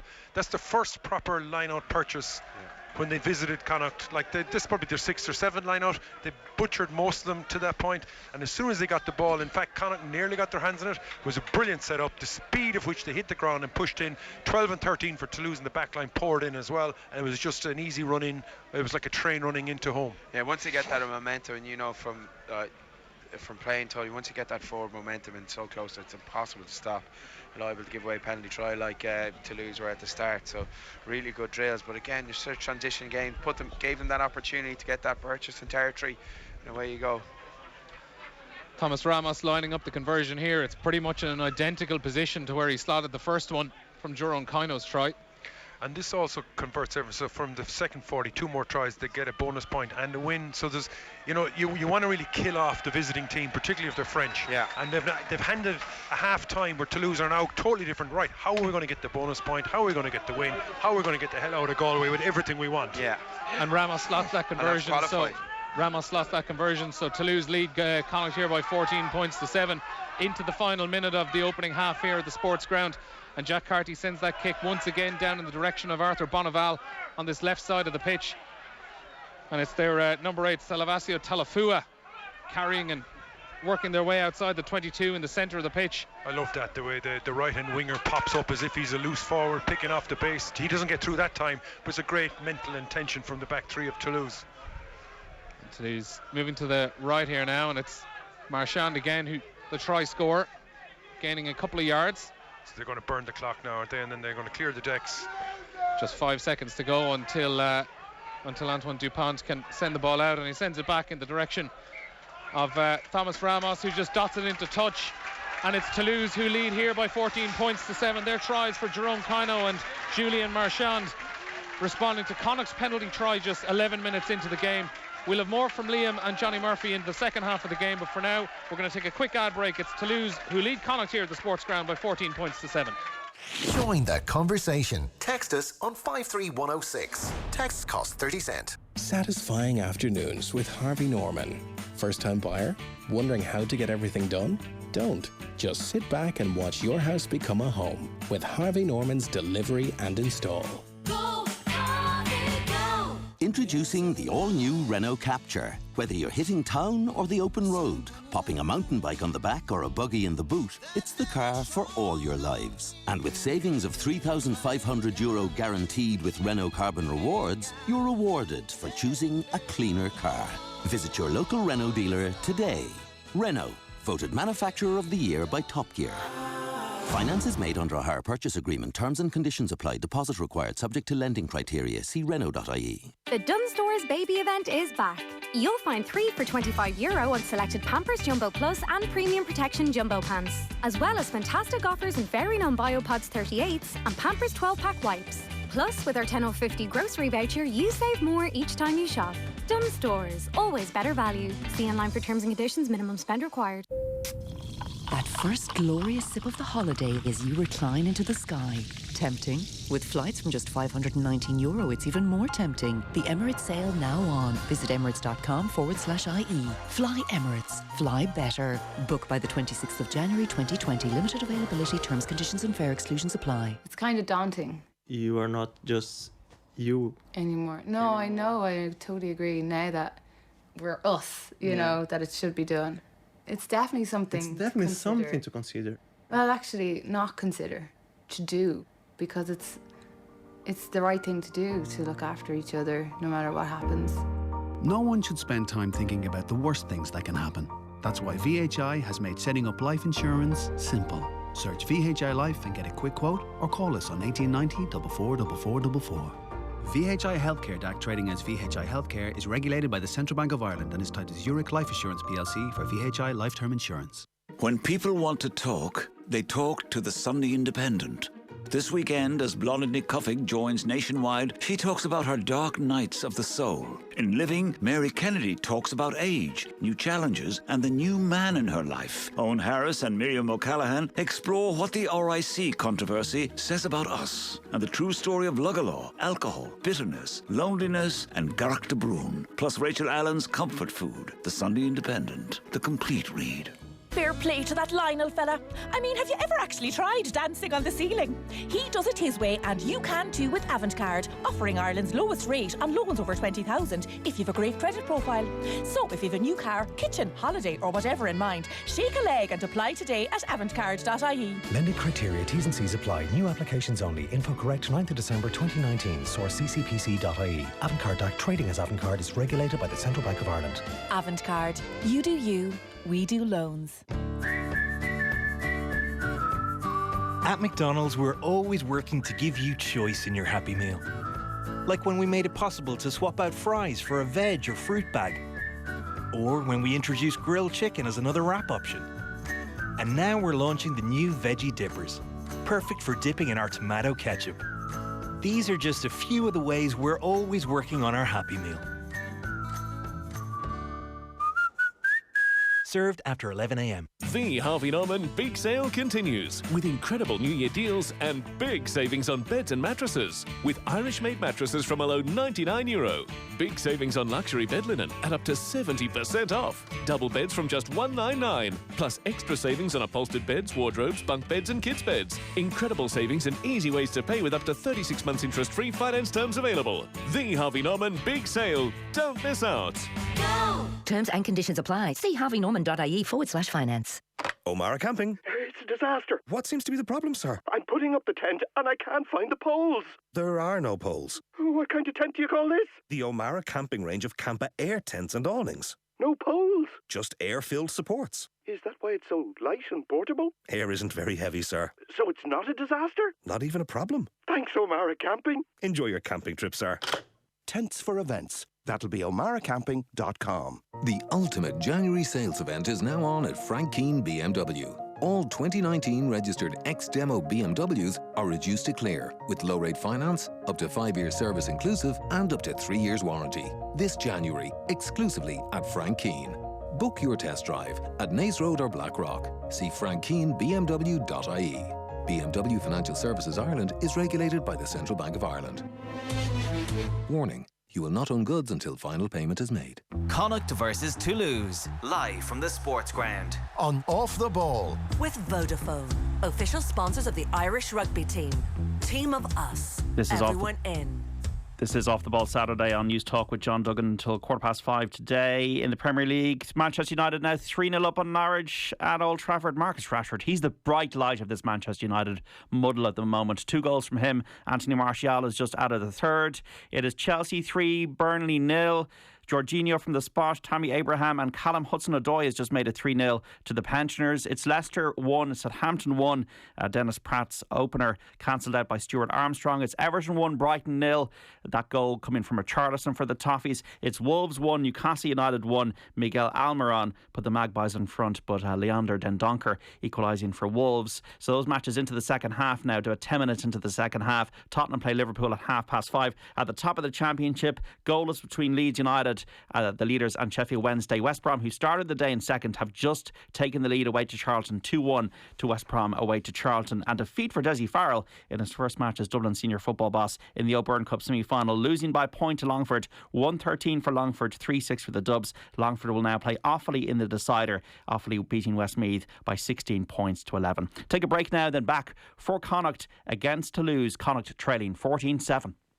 Connacht versus Toulouse, live from the Sportsground. On Off the Ball. With Vodafone, official sponsors of the Irish rugby team. Team of us, everyone in. Relaxing afternoons with Harvey Norman. Lose the day curled up on your brand new sofa with our huge range of fabrics and styles. Harvey Norman will have your ideal sofa today. Go, Harvey, go! The road to a better world begins here with Toyota's incredible range of self-charging hybrids, where you're in electric mode on average more than 50% of the time you drive without plugging in, saving fuel and lowering emissions. That's the hybrid advantage. And now there are amazing offers, including trade-in boosters of up to €3,000. But demand is high, so don't miss out. Start your electric journey in a Toyota hybrid today. Toyota, built for a better world. Terms and conditions apply. Like any dog worth of salt, I pride myself on being able to find anything. Chewed slippers, furry toys, buried bones, you name it. But this lot have surprised me. They went looking for the lowest AA car insurance price available, and you know where they found it? Online. Sure, that's the first place I'd have looked. After I checked the fridge, of course. If you want the lowest AA car insurance price available, you'll find it online. Go to the AA.ie. Who's got clever car insurance? Acceptance criteria, terms and conditions apply. AA Ireland Limited trading as AA Insurance is regulated by the Central Bank of Ireland. Mattresses-delivered.ie. Nationwide delivery within 48 hours for free. That's mattresses-delivered.ie. Lowest prices guaranteed. Don't forget the hyphen. T's and C's apply. When people want to talk, they talk to the Sunday Independent.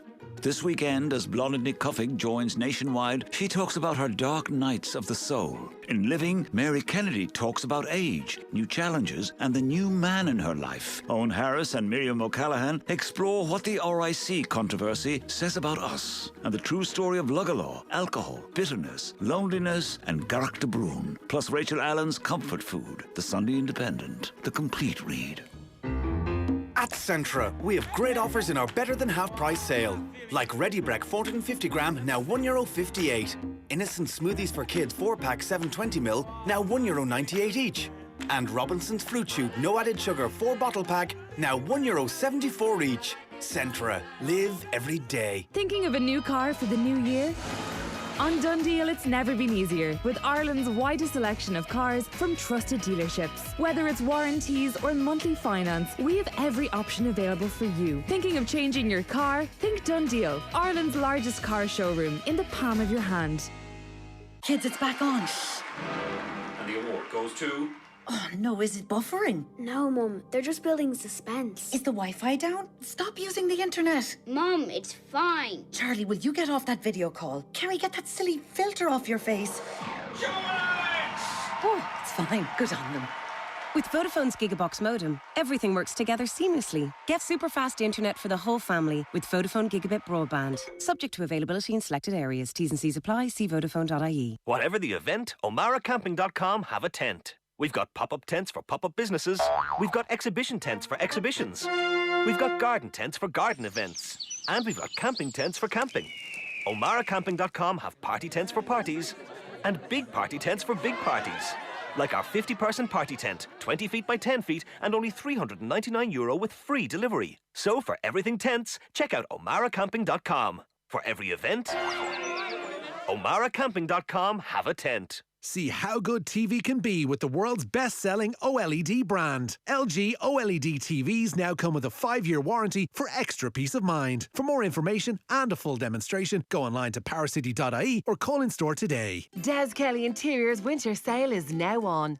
Thinking new bed or mattress for the new year? We have a huge range in stock with up to 60% off. How about some new wood floors? They'll feel even nicer with up to 50% off. And carpets or vinyl, there's up to 40% off those too. And 20% off rugs.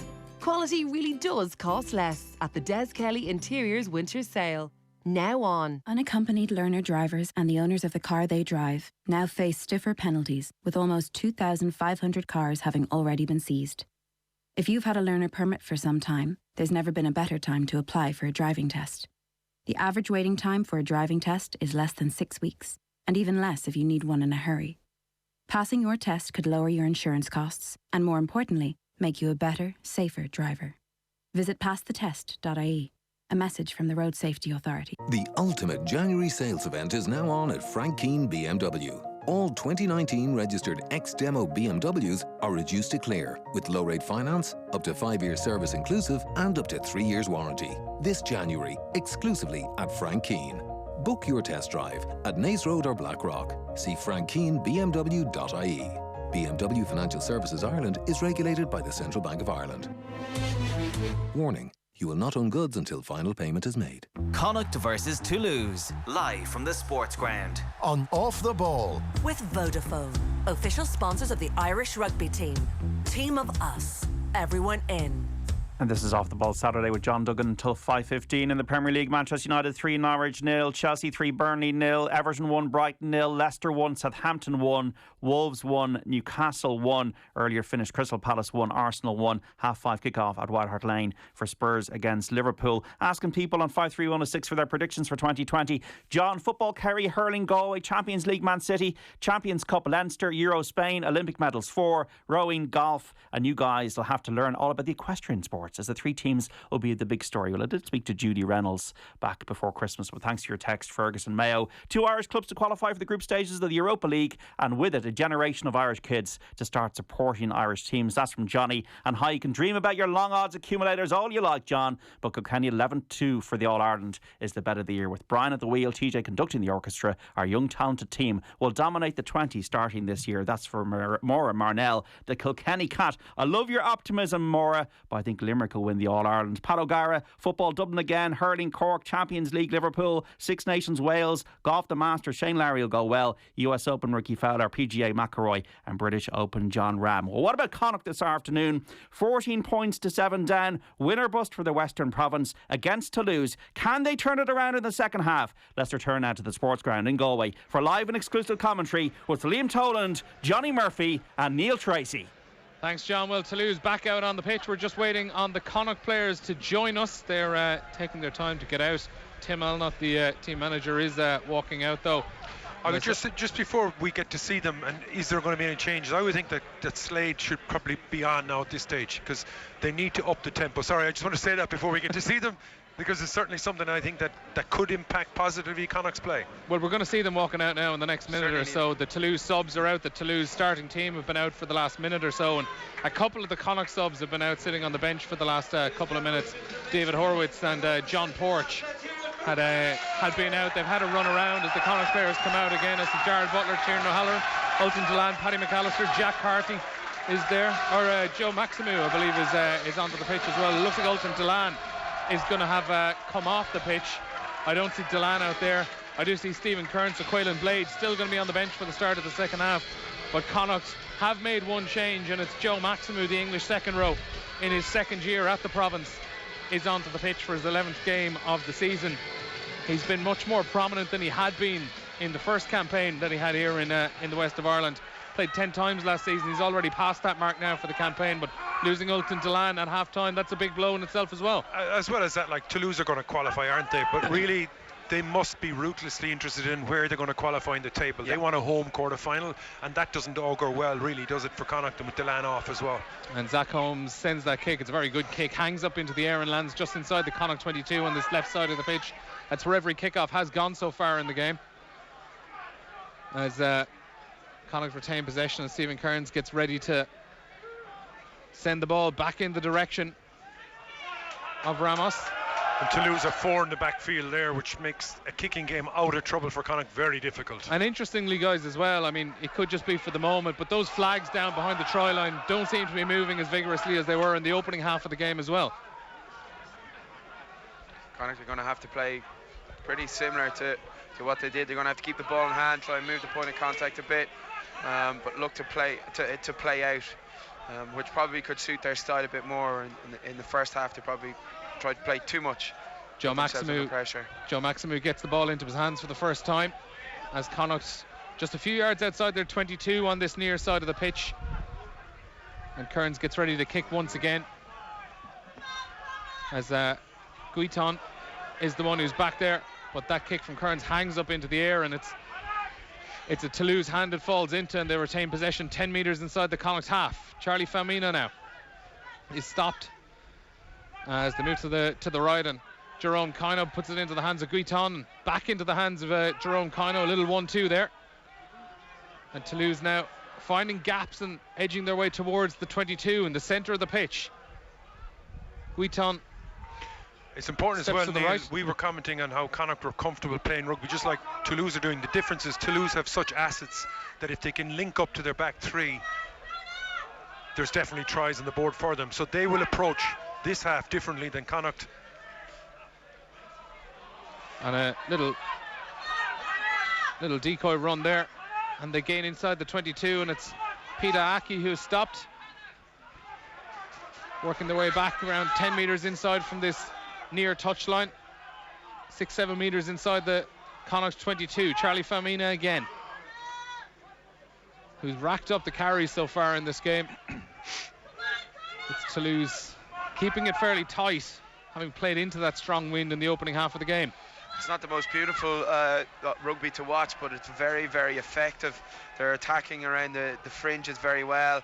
Nice close quarter carries, and then when the opportunity comes to offload, they look to offload and they look to use that second line. And Takori nearly played it into the hands of Peter Aki, and he was almost through, but he spilled it and straight into the hands of Joe Maximu as Connacht retain possession, and they do have a knock-on advantage as Tiernan O'Halloran sends it up the pitch, and that advantage now is over, and it bounces comfortably for Cheslin Colby, who brings play up 10 metres inside his own half of the pitch, and he's stopped well by Gavin Thornbury, who's racked up the tackles so far. That's his 14th of the game.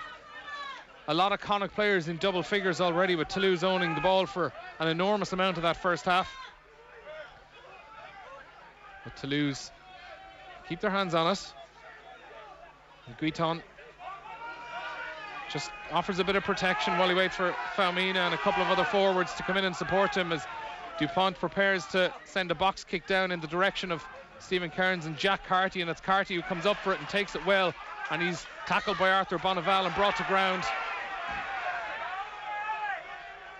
as I think players and coaches from both sides call roll away.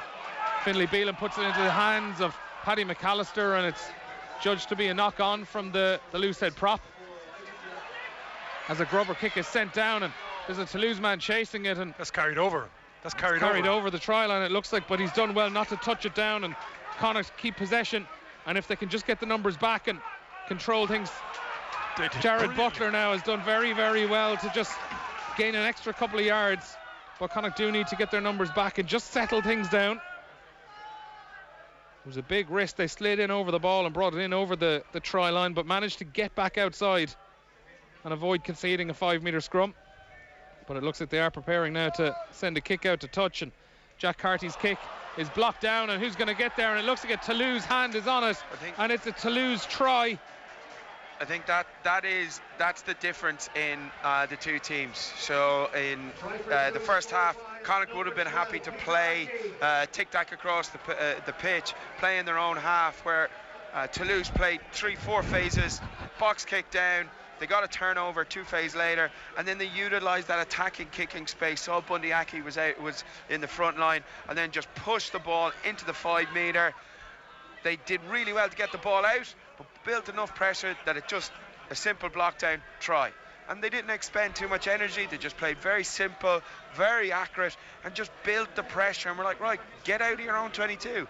I think that is the difference between the two sides, and what needed to be done in the first half by Connacht and what was done in the first 3 or 4 minutes of this half. And to add to that as well, Johnny, you've got a calibre of player as well, in fairness, from a Toulouse point of view. Yeah. You've got a calibre of player who can actually execute those soft shoulders and get the offloads and that, and they're doing it on their own terms in many ways. Yeah. And it's Peter Aki, the former Connacht man, who was the one who got the final hand on it and dotted it down in the far corner of the pitch. And it's 19-7 now, Toulouse lead, with a conversion to come just 5 minutes into the second half, and it does look like there is a Thomas Ramos was just having a little chat with the referee, a brief stoppage in play, and Connacht are going to make the first change of the second half as well.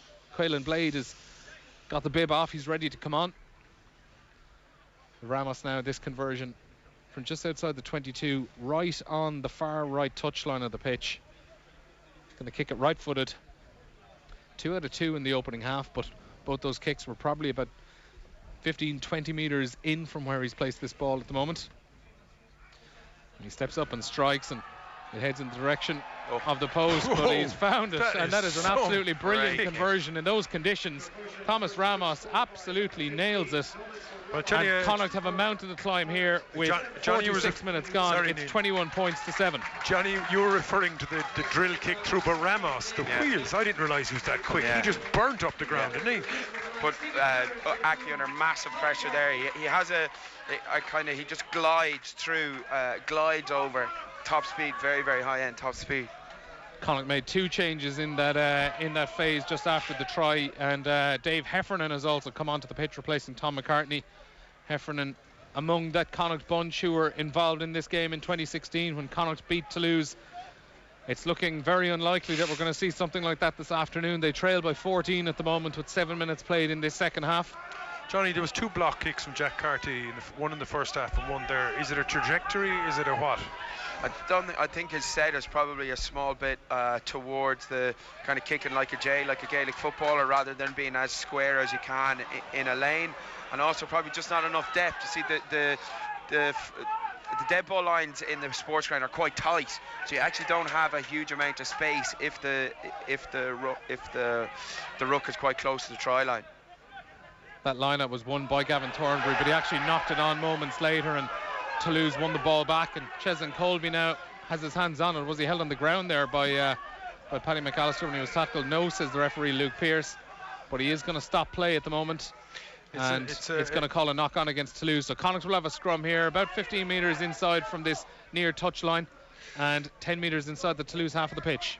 Takiri picked the ball up from the breakdown, and it's an interesting one. Was he actually in the breakdown when he picked it up? And so often big Islander players pick the ball up from there and they make 10-20 metres, but they're actually not allowed to pick that ball up because it's in the breakdown. So where his feet are and all that sort of stuff, you don't see it again, but it's a great thing that the Islanders typically do. They're so powerful, aren't they? And they pick it up, and when you have a scrum half defending out on the fringes, there's no one in the neutral zone, and it's a very cheap one, but the referees have to keep an eye on it.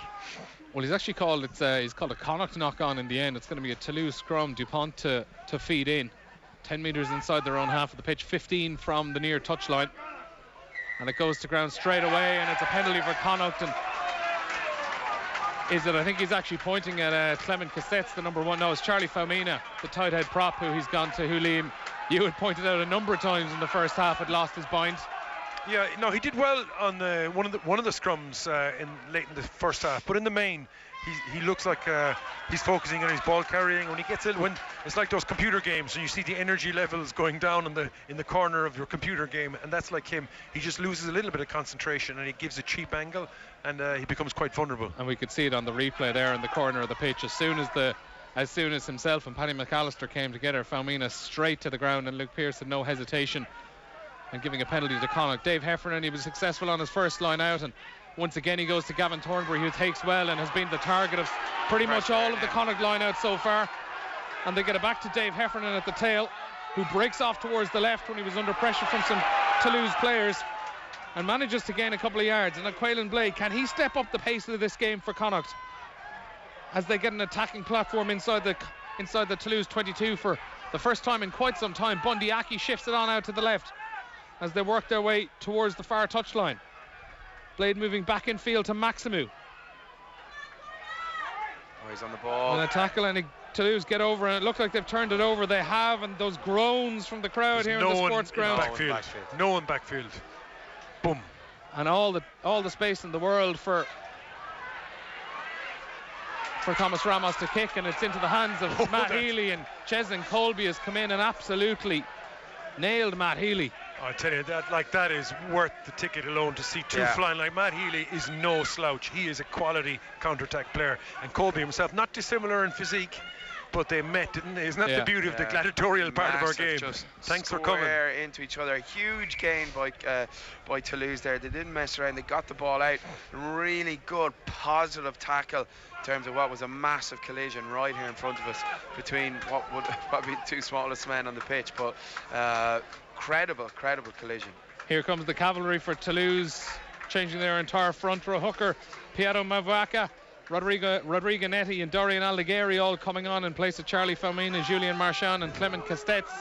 Marchand has had a really good game. What did you say? He's got only a couple of caps for France? 2 caps for France. Oh, he's been really good. Really good. Of course, got that try just before the end of the first half to put Toulouse into the lead, and that first line out for Mavaka, another French international as well at hooker, has gone to hand, and they hold possession a metre or so inside the Connacht half of the field, centre of the pitch. Pace of the game is picked up considerably compared to what it was in the first half, which is good to see. Is that a result potentially of like Toulouse having that win behind them? They're a bit more comfortable to go through to put it a little bit wider and to speed things up. Yeah, well, I suppose they're chasing the bonus point now, so it's important that they do try and keep the ball in hand. And they almost found a gap there as well, and Mavaka carries and brings play 15 metres inside the Connacht half of the pitch. Guiton, and Ramos is tackled. 10 metres in from this near touchline. Connacht's defence spreading right out across the pitch.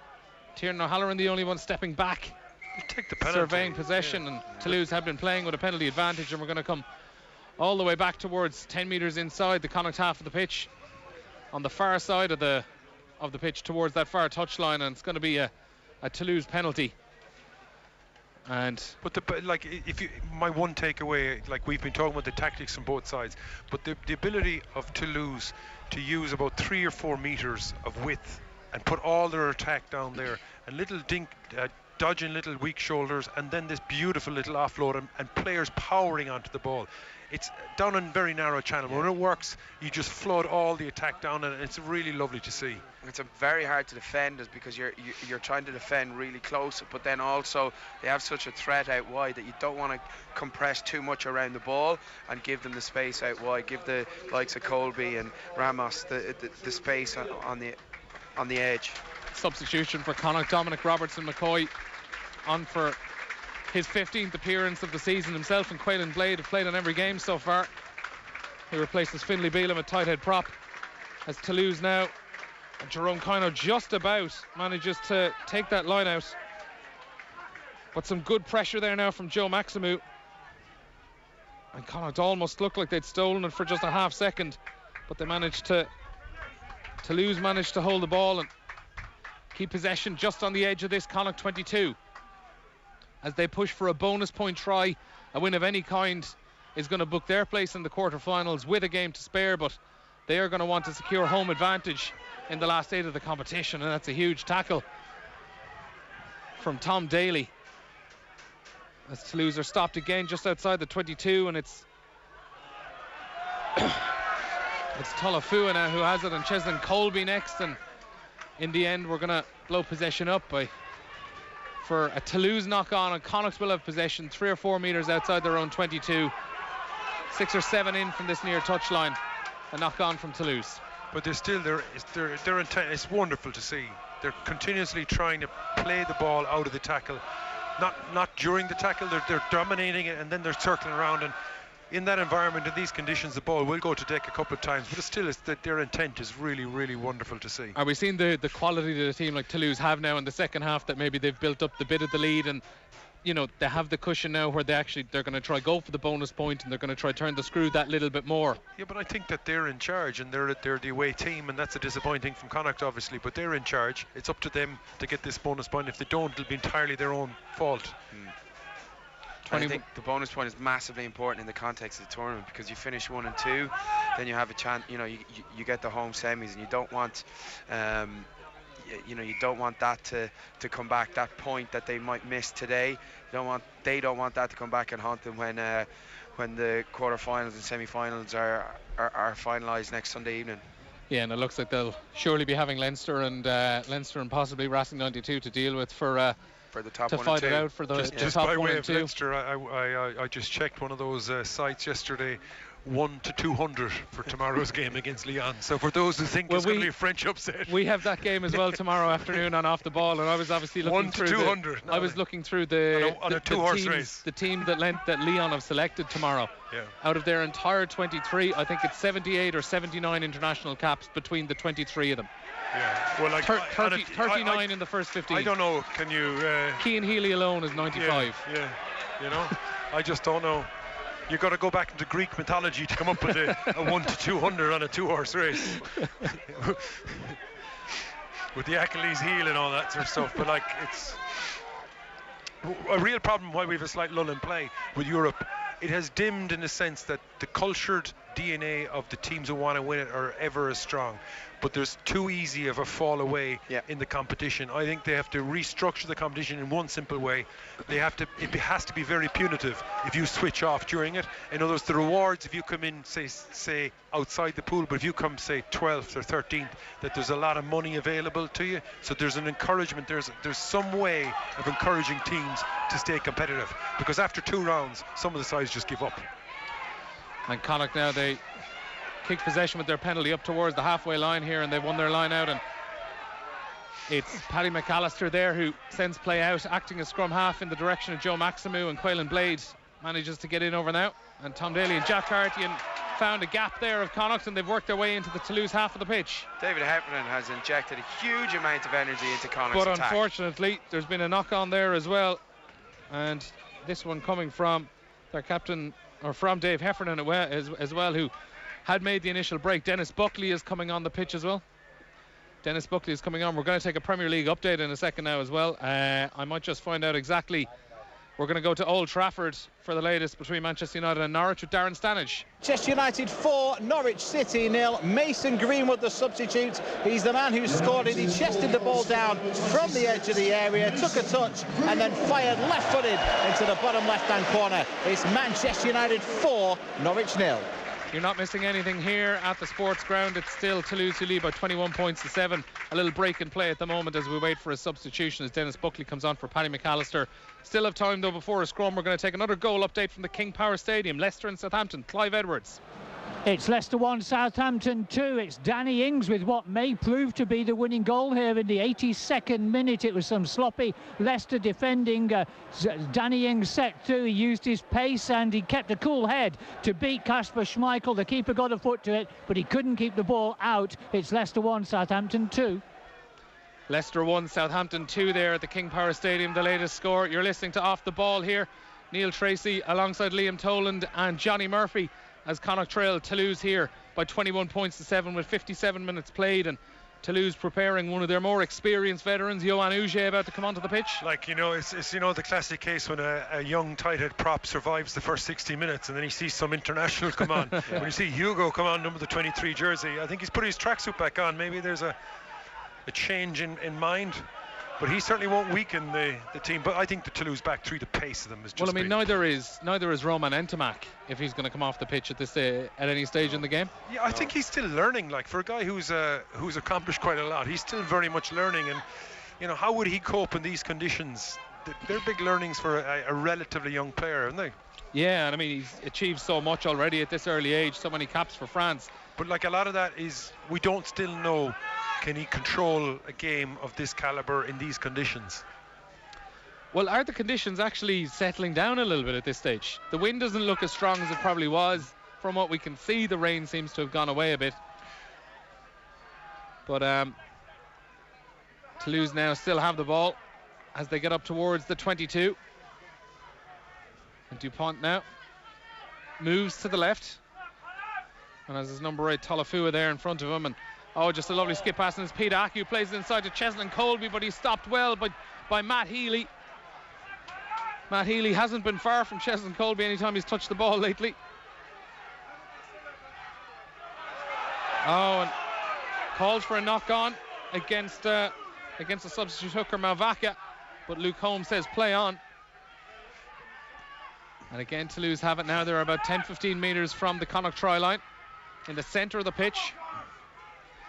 Tolafua again with a short little burst, but there are Connacht bodies on top of him straight away. And a knock on there in the end, and Connacht are going to have possession. Tolafua was again. That attack comes to nothing from a Toulouse point of view. It's going to be a Connacht scrum here, 15 metres out from their own try line, centre of the pitch as we hit the hour mark, and this time Johan Huget takes the tracksuit top off once again, and he's ready to come in. Just a small bit of confusion. Or is he he's putting it back on, actually. He's putting it back on. Just a small bit of confusion there when they were coming around the corner. Zach Holmes is organising a short runner and then organising the phase after that. And then just in that confusion, Anton Dupont just passes to Joe DeCurry, who's not expecting the ball. He's looking at the next phase coming around the corner. So bit of just indecision and not a clear communication in that final attack. Just breaks down for Toulouse. Alban Placinez is going to make his way onto the pitch in the next couple of moments. The big second row. Looks like Huget is given the old best pupil in the class. You won't have to come on today. He's got the tracksuit bottom, the tracksuit top back on. A subtle change in tactics. He was stripped down to his match day kit about a minute ago, but he's been told to sit down. Yeah, but looking at the stats have not changed in the opening 20 minutes of the second half. It's still all Toulouse in terms of possession and field position. As we hit the hour mark here at the Sportsground, still Toulouse who lead by 21 points to 7 as they try to earn a bonus point, and there's just a little bit of a schmozzle. Cheslin Colby thinks he was being held on to by a couple of the Connacht players, by Tiernan O'Halloran and Addy Alokan, But Connacht look to run it out of their 22 now. Matt Healy manages to and does very well actually and gains an extra 5 yards off the ground. And Connacht back inside now, moving towards the right. Quaylen Blade darting to the left and playing an inside ball to Jared Butler, his captain. And Butler is stopped. And they go left once again. Can Connacht get anything from this game at this stage? Now Dennis Buckley, the latest, and shifts it on. And it's Gavin Thornbury who's put in a big shift in defence there so far today, but this time getting his hands on the ball. And Jack Carty finds a gap. And Jack Carty plays it inside. And he's got Colby Fainga. And Colby Fainga, is he going to get to the line? No, he stopped just inside the 22. Connacht 10 metres out from the Toulouse try line now. Midway between the centre of the pitch and the far left touchline. They have huge opportunity to go Tom Daly right. Goes in at scrum half and goes to the left though. No. And Colby Fainga, I think, tried to play a little chip kick through. And in the end, Bundyaki couldn't get to it. Oh, that's terrible. And the play ends. Play. That's terrible play. And Toulouse have taken that 22 dropout quickly and sent it down into the Connacht half. And Jack Carty does very, very well to collect possession and escape the tackle of Thomas Ramos. And bring play back up in 10 metres inside. Quick ball. They've got a player down just 5 metres from their own try line. There are a couple of forwards still walking their way up towards the gain line here. So Huget is definitely going to get on. And they go to the right to Dominic Robertson McCoy and Johan Huget. He just needed to put the tracksuit top back on for 2 minutes and warm up. And Toulouse almost had it there, but it's going to go down as a knock on, I think, or an advantage at least to Connacht. Possibly a penalty advantage. They grubber kick through into the far corner, but Cheslin Colby does well and skips out of the tackle of Ní Adiolokan, and a left-footed kick driven up the pitch and into touch. Well, I feel and for it's only up as far as the 22. I feel for the Connacht ropers like Colby Fainga. I'm a massive fan of his, and he's showed some great wheels off Carty. A lovely little interplay, but then a World Cup winner in the winger that is Colby. It was simply a matter of time before he was dragged down. But the subsequent play that Connacht had, they had a wonderful, brilliant opportunity to score Torrey down the right hand side. For some reason, Colby Fainga went down left and kicked away possession 10 metres from the opposition line. It's criminal, the waste of that opportunity. It was certainly spoiled a brilliant attack. So 3 changes there while we had our stoppage for Toulouse. On comes Sebastian Bézi, the scrum half, in place of Antoine Dupont. Our second row, Alban Plassinez, comes on into the lock in place of Florian Verhaeghe. While we also saw Johan Huget enter the pitch, and he's going to take the place. Quite spot who Johan Huget actually came on for. But we'll get our thoughts in just a second, because Connacht won possession off that line out and up towards the 22, and it's Quaylen Blade now to Tom Daly, who puts it inside, and Jack Carty just hesitates on the pass and manages to gain a few yards out of it, out to Ní Adiolokan, as Connacht get back up towards the 22 now. Again they go left. This definite fatigue level has hit Toulouse, and Connacht are maximising it. They need a score. They do have a second wind, and they have a penalty advantage for a player being tackled off the ball, and that's been called as a penalty for definite. As I spot, it's Arthur Bonneval is the man who's come off for Toulouse, and he's limping off. He's being helped off the pitch actually, so I would say Johan Huget was probably told, no, you're not coming on, and then Arthur Bonneval picked up an injury. Ruined his nice day. Really good play by Jack Carty in the middle of the play. They ran a kind of wraparound play off the maul, and he managed to sucker the Toulouse defend to shoot out, and he went around their back and played Ní Adiolokan into the slot in that position. They make really good yards there. 5 metres out from the Toulouse try line. Can Connacht get a score and make things interesting? Maximu takes it, and straight away they try to maul it and gain a few yards. Second time round, Dave Heffernan carries. Connacht close to the line here. Quaylen Blade out to Gavin Thornbury. 2-3 metres from the try line as the Connacht fans get behind their team. 15 minutes left to play. If Connacht can get a score here, they're certainly giving themselves a big chance of getting something from this game. Blade goes himself, working their way back in field, right at the posts. And Dennis Buckley thinks his teammate might have touched it down. Oh, and it's a pass from Quaylen Blade, and it's intercepted, but we are going to come back. Connacht had a penalty advantage coming, and it's going to be a penalty 5 metres out, 5 metres to the right of the posts. Toulouse penalised, and Connacht coming very close there, guys. We don't have the benefit of the referee, unfortunately, and I'm not 100% sure what the penalty is for. I think his hands in the ruck, just trying to slow it down close to the I think that was the signal anyway. But I think Blade and Heffernan have added just an extra dimension to their attack, and not doing anything different. Just brought a huge amount of energy, and that energy has given them the capabilities of getting soft shoulders, interesting defenders around the ruck, and just trying to give the Connacht team kind of those soft shoulders to run and the opportunity to offload like Toulouse were doing in the first half. Some really, really good play and just a lot more energy around the place over the last kind of 10-15 minutes since they've both been on the pitch. And Connacht have chosen to scrum this down 5 metres out and 5 metres from the try line. The kind of field position, Liam, as well, where it gives them a lot of options. Well, it's the exact field position we referred to in the first half where Toulouse were attacking. It's a 2-3 attacking on the right hand side for Connacht. And straight away, Luke Pearce's whistle goes. We're going to reset this scrum. So it's Tom Daly, Tiernan O'Halloran and Ní Adialokan who are to the right of this scrum. On the, I suppose you're talking probably a 25-metre blindside to work with.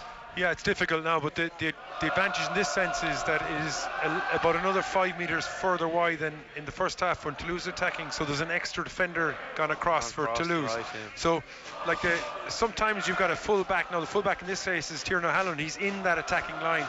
They've no one floating who may pop up one side or the other, and that's maybe this slight disadvantage for Connacht compared to Toulouse in the first half. John Porch, Australian Sevens international, is ready to come onto the pitch as well for Connacht. And this time the scrum stays in place. Quaylen Blade. The hard line from Daly coming. Scrum is steady. He goes to the left, and it's a hard line from Bundyaki in the end, who gets up towards the try line. And they break towards the left, and are they over? No, they're not. They go out left again. And Toulouse defending it brilliantly, swarm the Connacht players, and it looks like they've held them up. And if this goes to ground, it looks it's going to be a maul, and it's going to be a turnover potentially, unless Connacht can get this ball back. Have they done well? No, they haven't. It's going to be a turnover. The whistle goes. Connacht brought it in from the maul. They didn't use it. They couldn't get it out, and Toulouse have managed to turn this over. Yeah, but not just managed, they actually made that happen. Yeah. They took the complete oxygen from Connacht's attack, and there was a double hit. I don't know who the double hit was, but it was a massive double hit, and they knocked it back. And again, those subtle differences between what Connacht were doing and how Toulouse are able to shut it out. Toulouse, most of their game is they've got big athletic ball carriers who are able to take the weight of those double hits and still get the offload. Whereas I can't see who the ball carrier was, but he was just suffocated in red jerseys. Yeah, they got that connection after 2 quick phases from Connacht. Really good positive carry from Aki, and then another one around the corner. It was on the 3rd phase that they managed to get those connections and to come forward and chase the ball. Really, really good play defensively. John Porch does replace Ní Adialokan in the end, and Connacht they've used just Owen McKeown and David Horowitz yet to come onto the pitch. But it's going to be a Toulouse scrum 5 metres out from the try line, 15 inside from the far touchline. A nice attacking place, if I will, from Toulouse. And they drive it forward and win a penalty. Dominant scrum from Toulouse in the end. Moving up on their loose head side of the pitch, Rodrigue Netty was the man, the loose head, who drove up on Dominic Robertson McCoy. And Toulouse will clear the lines now. Time is ticking along though from a Toulouse point of view. It's 12 minutes, 11 minutes or so left. They certainly will be conscious that they don't want to be playing the last 11 minutes in that part of the pitch. That bonus point is very important to them. It certainly is, and they managed to bring possession there with that kick, that clearing kick from their penalty, just inside their 10-metre line, so about 11 metres inside their own half on the far side of the pitch. And it has to be said, the forwards very slow to move up towards the line out. Their pack do look like they have been just feeling it in the last 10-15 minutes. And their defence there on the line was from their bench players. A little like Johnny was saying on the flip side, that the Connacht, Heffernan and Slade have impacted very positively. Of course, Heffernan is a converted back row player, which aids as well when you need to. And you can see it in the speed he has. And Toulouse have, just like Connacht did a few moments ago, they took the ball in off the maul, and Connacht managed to get in on top of it and get their hands over it. And They've managed to force a turnover. It's going to be a scrum Connacht. 10-12 metres inside the Toulouse half of the pitch. As the clock hits 70 minutes here, Toulouse leading Connacht at Sportsground by 21 points to 7. A reminder, on Off the Ball tomorrow, we will have more live Heineken Champions Cup commentary from the RDS as Leinster look to take another step towards a top 2 seeding and a home quarter and potentially a home country semi-final as well. They take on Leon at 1 o'clock at the RDS tomorrow. I'll be joined by Keith Wood and James Downey for that. Quaylen Blade feeds the Connacht scrum here. Owen McKeown manages to pop it out to Blade as they drift back over into the centre of the pitch here. But it's scrappy possession, and Tiernan O'Halloran eventually manages to get his hand on it. Some fans calling for a high tackle against Toulouse there on O'Halloran as he was picking up the ball. No is the response from Luke Pearce. Maximu with a short carry, and out to Tom Daly. Daly's swallowed up, and Connacht drifting back towards their own halfway line. Butler now out to Colby Fainga. Fainga, who could be joining up with Leon next season if reports are to be believed. Apparently agreed a contract worth €300,000 a year. Tough to say no to that. It'd be a big loss for Connacht as well if he was to go. Sounds like a News Talk's co-commentator salary there. Well, per season, not per game. Per career, sorry. No, we're not that loaded. It's per season. That's your retainer, Liam. You're not getting that every match. But like, he's not a household name in Ireland, but he's a really good rugby player. He's a really good rugby brain. Obviously, he's come in from outside of Ireland in that sense, and he's learned an awful lot of that from where he started his rugby. But he's a really good guy. For relatively young back row players to watch how he impacts the game, there's an awful lot going on, an awful lot of effectiveness, but particularly out in midfield where he's able to carry the ball, take contact or offload, and he's quite creative. He's a really good guy to keep an eye on. Certainly is. David Horwitz, the Australian out half, is just going through a final bit of a warm-up. He's the last of the Connacht subs left to come onto the pitch. Has really struggled for game time since joining the province a year 18 months ago. He's only managed to play 48 minutes this season as well. Has been quite disrupted. They're just checking a tackle here from Huget. He kind of held someone up above the horizontal. And you see Tiernan O'Halloran. It was on Tiernan O'Halloran. It was one that the fans were calling for. So O'Halloran has it, and Huget just lifts him up, and I think he's he's hoping there that someone kind of comes in and tries to create a maul. And Tiernan O'Halloran, I mean, it's not a hard landing, but he does land on his...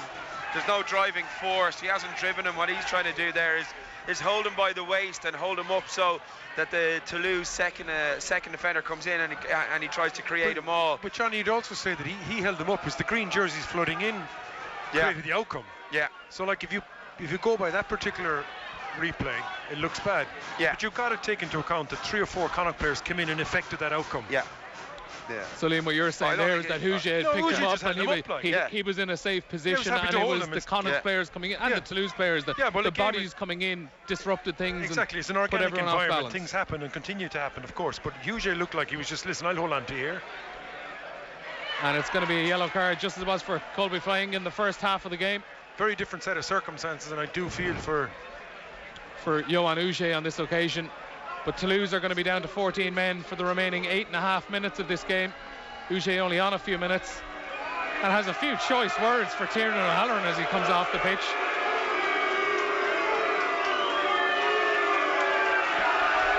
And the crowd now, I mean, this is directly in front of us. He's standing in front of the crowd saying, what? Shrugging his shoulders. Yeah, well, and the crowd are... I think he thinks he's been hardly done by it, because I think he actually was saying, listen, I'll hold on, like you hold up a maul. That's what he's kind of doing. That's what he's trying to do. He's trying to create a maul by holding him up, hoping that the second Toulouse defender will come in, chase the ball. They didn't, and then the Connacht guys are trying to prevent that maul, so they hit him and try and drive it forward. So it's a really difficult one, but there's a bit of spite to the game, a bit of bite. And that penalty kicked a touch, and Connacht have possession now inside the 22. And the crowd starting to get behind their team now as well. That from Johan Huge, and the afters afterwards have started to rile up the crowd, and they're really getting behind their team now. Centre of the pitch, Connacht 10 metres from the try line.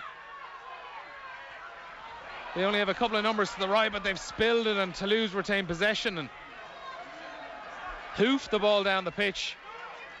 And it's taken brilliantly by Tiernan O'Halloran on the halfway line on the catch. Didn't let it bounce. A pretty good chasing line from Toulouse, to be fair. And it's, I think, another high tackle against Tiernan O'Halloran. Penalty advantage coming the way of Connacht. Luke Pearce has his arms out, and Jack Harty uses the penalty advantage to try a chip over the top, straight into the hands of Thomas Ramos. But we are going to come back for that Connacht penalty. And all the while the clock is burning. Yeah. I think this is going to be... this could go back to haunt Toulouse, but... And again, Luke Pearce, the referee, is having a quick chat with his assistant referee, because the penalty came for a high tackle on Tiernan O'Halloran. And he's going to go to the TMO again on this one. Tiernan O'Halloran certainly been in the wars in the last few minutes. But it looks like we are going to be having a look at the screen here. Toulouse already down to 14 players after Johan Huge's red card just 90 seconds ago. And it looks like it's Zach Holmes, the out half, is the man who's being spoken to. And we see it there, and it certainly has two players in it, really, isn't it? There's Zach Holmes, and there's also the left arm of another player who's come in, and both have connected with Tiernan O'Halloran above the shoulder. You're watching it on the screen in front of me. Is O'Halloran dipping into the tackle? He is dipping in. He is dipping in. Like, there has to be some ownership of the ball carrier as well. That looks pretty bad, though. What I would ask here as well, there are two players there. It looked like it was Sebastian Bezzi was the other one, the substitute scrum half.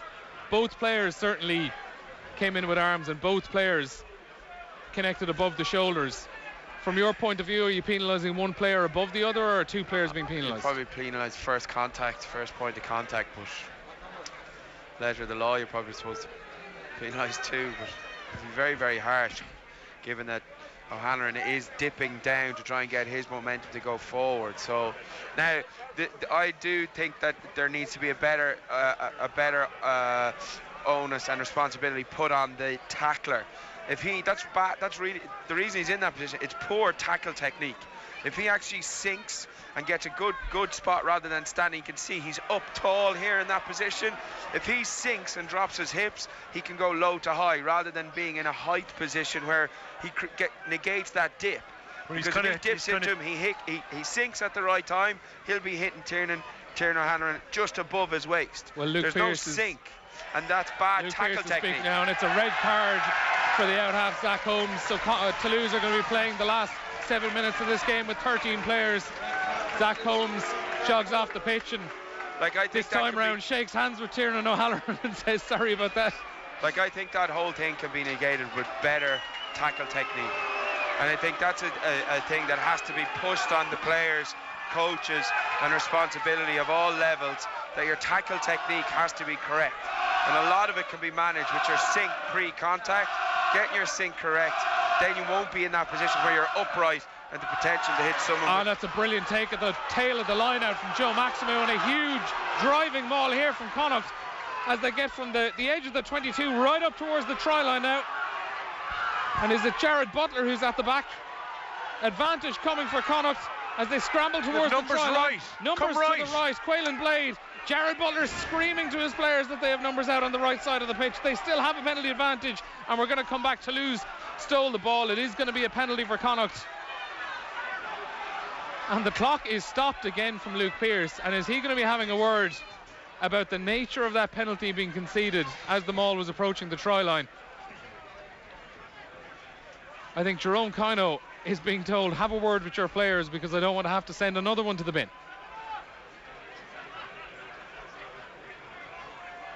So penalty to Connacht, just 5-6 metres out from the try line as the clock moves up towards 74 minutes. All of the Toulouse bench standing up, watching on.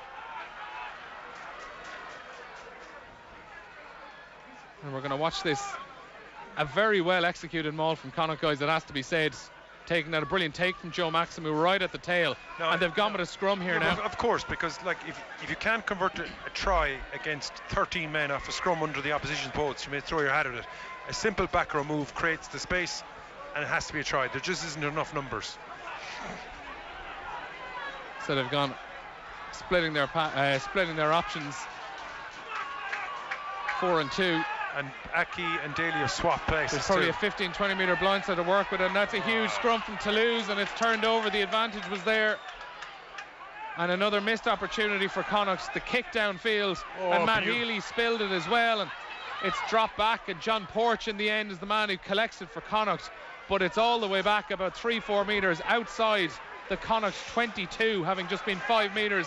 Oh, look at the space out here. A couple of moments forward, and Quaylen Blade has found a gap, and look at the tiring legs of the Toulouse players. Jack Carty, his pass is an absolute mile forward. Tackled as he was throwing it, but a good 3-4 metres forward, that pass from Jack Carty. You can nearly see it if you're listening on your radio. It's that far forward. You could hear the groans of Liam Toland and Johnny Murphy as soon as the ball flew out of the hands of Jack Carty. But Quaylen Blade did so well to find that gap in the Toulouse defence, and you could see the legginess of those Toulouse players as soon as the gap was there. The legginess of the 13 Toulouse players, but you've got to give credit to Aki, the number 12 for Toulouse. It was his little fly kick in the very, very end. Like 3 or 4 of them hunted off the deck. A superb scrum from Toulouse, and a quitting on concentration from Connacht. When you're playing, when you've got 8 in a pack against you, and the scrum half, that's 9, you've only got 9 from 13, leaves 4 players left to defend the entire 70 metres, and not to convert that into a score is really disappointing for Connacht. 8,129 fans in this afternoon, but it doesn't look like they're going to be heading home, celebrating a Connacht win. 21 points to 7 Connacht trail, and that forward pass, Jack Carty's last action of the game.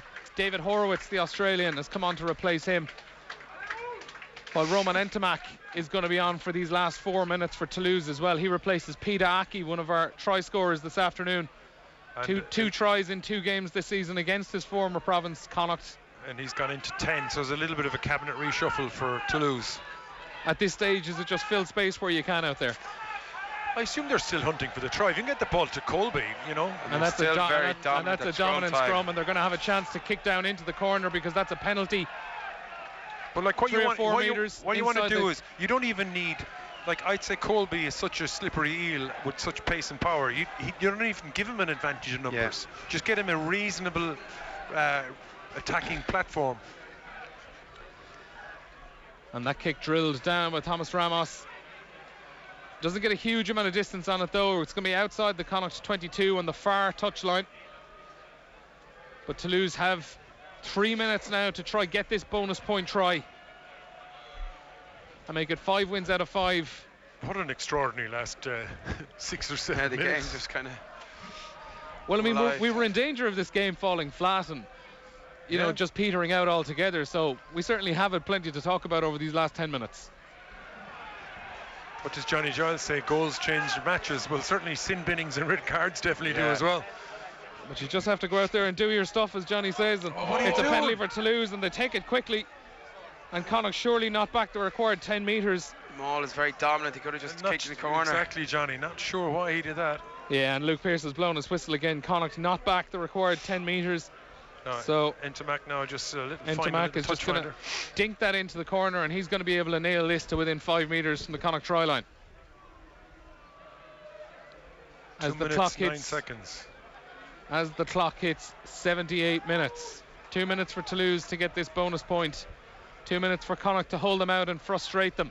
Like, the irony is the numbers make no difference here now. They really don't. Those two, that red card and yellow card for Toulouse, both coming out in the back line. As Rory Arnold doesn't get his hands on the ball, and Connacht have turned it over. And is that the last chance gone for Toulouse in their hopes of a bonus point and a big skip pass? And Connacht looks like they're going to try to go out with a bang, and John Porch tried to, or Tiernan O'Halloran it was, tried to flick in a pass out through the cat flap, but it's knocked on by one of his teammates. It's an important 90 seconds here for Toulouse. There's a context of And Toulouse are going to get the ball back once more, right on the 22, 5 metres in from the near touchline. Isn't it extraordinary how little, I know the conditions certainly the first half, but how little ball carrying time Colby gets? Yeah. Certainly for South Africa, and again tonight. Man of the match is number 3 for Toulouse, Charlie Fomina. Gee, I don't know if I'd agree with that. I think he's for the record. For those who can hear the stadium announcer, the Toulouse tight end, Charlie Fomina. If I was giving it to a front row forward, I'd give it to his hooker, starting hooker, certainly. So just over 90 seconds, or just over 30 seconds now for Toulouse to try get this try. This is certainly going to be the last play of the game. Scrumming it down, it's gone to ground. The penalty advantage is coming their way. And Jerome Kino breaks very, very well, manages to gain 3 or 4 metres and gets it out to Reinhard Elstadt. Do you just take your penalty, go to the corner, Tolley, or what? Or oh, definitely. Because they're showing no interest in getting the ball to Colby. He must be cold, I'd say, is he? I've 2 jackets on, I am. Oh, well, the penalty is turned over, and Luke Holmes had certainly given Toulouse a penalty advantage. He's forgot about the penalty advantage. Quite possibly, because he's given Connacht a penalty here, and it looks like Connacht are going to go for it here pretty much and send this out into touch and try finish on a high with one last attack. The clock has hit 80 minutes. But of course, being a penalty, they can take the line out of this. Risky. That penalty advantage miss, if they don't get another opportunity, that has a massive ramification on terms of where Toulouse could end up, whether they get bonus point or not. Because that was a simple kick into the corner for a 5-metre line out where they have been dominant. So now it could have been something as simple as just an arm going out, players to stay back or something, but there was an arm out from Luke Pearce. But it's going to be another Connacht penalty advantage here in the centre of the field. Just while you were chatting away there, that was a brilliant example for Connacht's. And Connacht looked like they found a gap here, and they get to within 30 metres of the Toulouse try line. Penalty coming as well, and he's actually, is he reaching for another card? No, he's offered Connacht choice of the 2 penalties, I believe. And we're going to come back 10 metres inside the Connacht half for the first of those. And David Horowitz now is going to send this down into touch once again. And Connacht want to finish with a try. They want to get a losing bonus point, whatever they can out of this game, because they're heading to Montpellier next week. And the game has gone on so long that the sin bin has now cleared its decks, and we have Huji's coming back on. He was actually sin bin, I think it was on maybe 71, 72 minutes, but obviously we've moved into 82, heading towards 83 minutes. So Huji is going to be able to come back on if the ball goes out of play, and potentially if there's another penalty. Well, if it's gone out of play, the game is over, obviously. But out of play off a penalty. Yeah, exactly. Connacht retain possession off the line out and work their way inside the Toulouse 22. Blade moves to the right, Tom Daly, and just drops it back outside to Blade again, and that's a huge tackle. It's a huge tackle and stops Connacht in their tracks, but they are still in the 22. And Gavin Thornbury has had a fine game this afternoon, acts as scrum half. Matt Healy into support, and there's nobody there to act as scrum half, and it's there for Toulouse if they want to try counter ruck. They don't, though. And Maximu plays it out to Gavin Thornbury. Maximu eventually standing in at scrum half before Blade gets back in again. And David Horowitz now skips it out to Tom Daly, and a chance here, and Bundy Aki has it. And he's got a man outside him. He's got Colby Fayenga, who's going for the try line, but he's stopped 5 short. And Connacht trying to get there. And it's a knock-on in the end, and that is going to be the final play of the game. Connacht have been beaten here at the Sportsground. The final whistle goes from referee Luke Pearce. It's finished Connacht 7, Toulouse 21. It had started so well for Connacht with a penalty try in 11 minutes before Jerome Kino and Julian Marchand's try just before half-time put Toulouse into the lead. Peter Aki then dotted down after a Jack Carty kick was blocked in the corner of the pitch. And that was the final score of the game we had on 45 minutes. Toulouse will be leaving here frustrated that they haven't managed to pick up a winning bonus point, while Connacht are going to be equally disappointed as well in their own in the way they probably had started the first half of the game.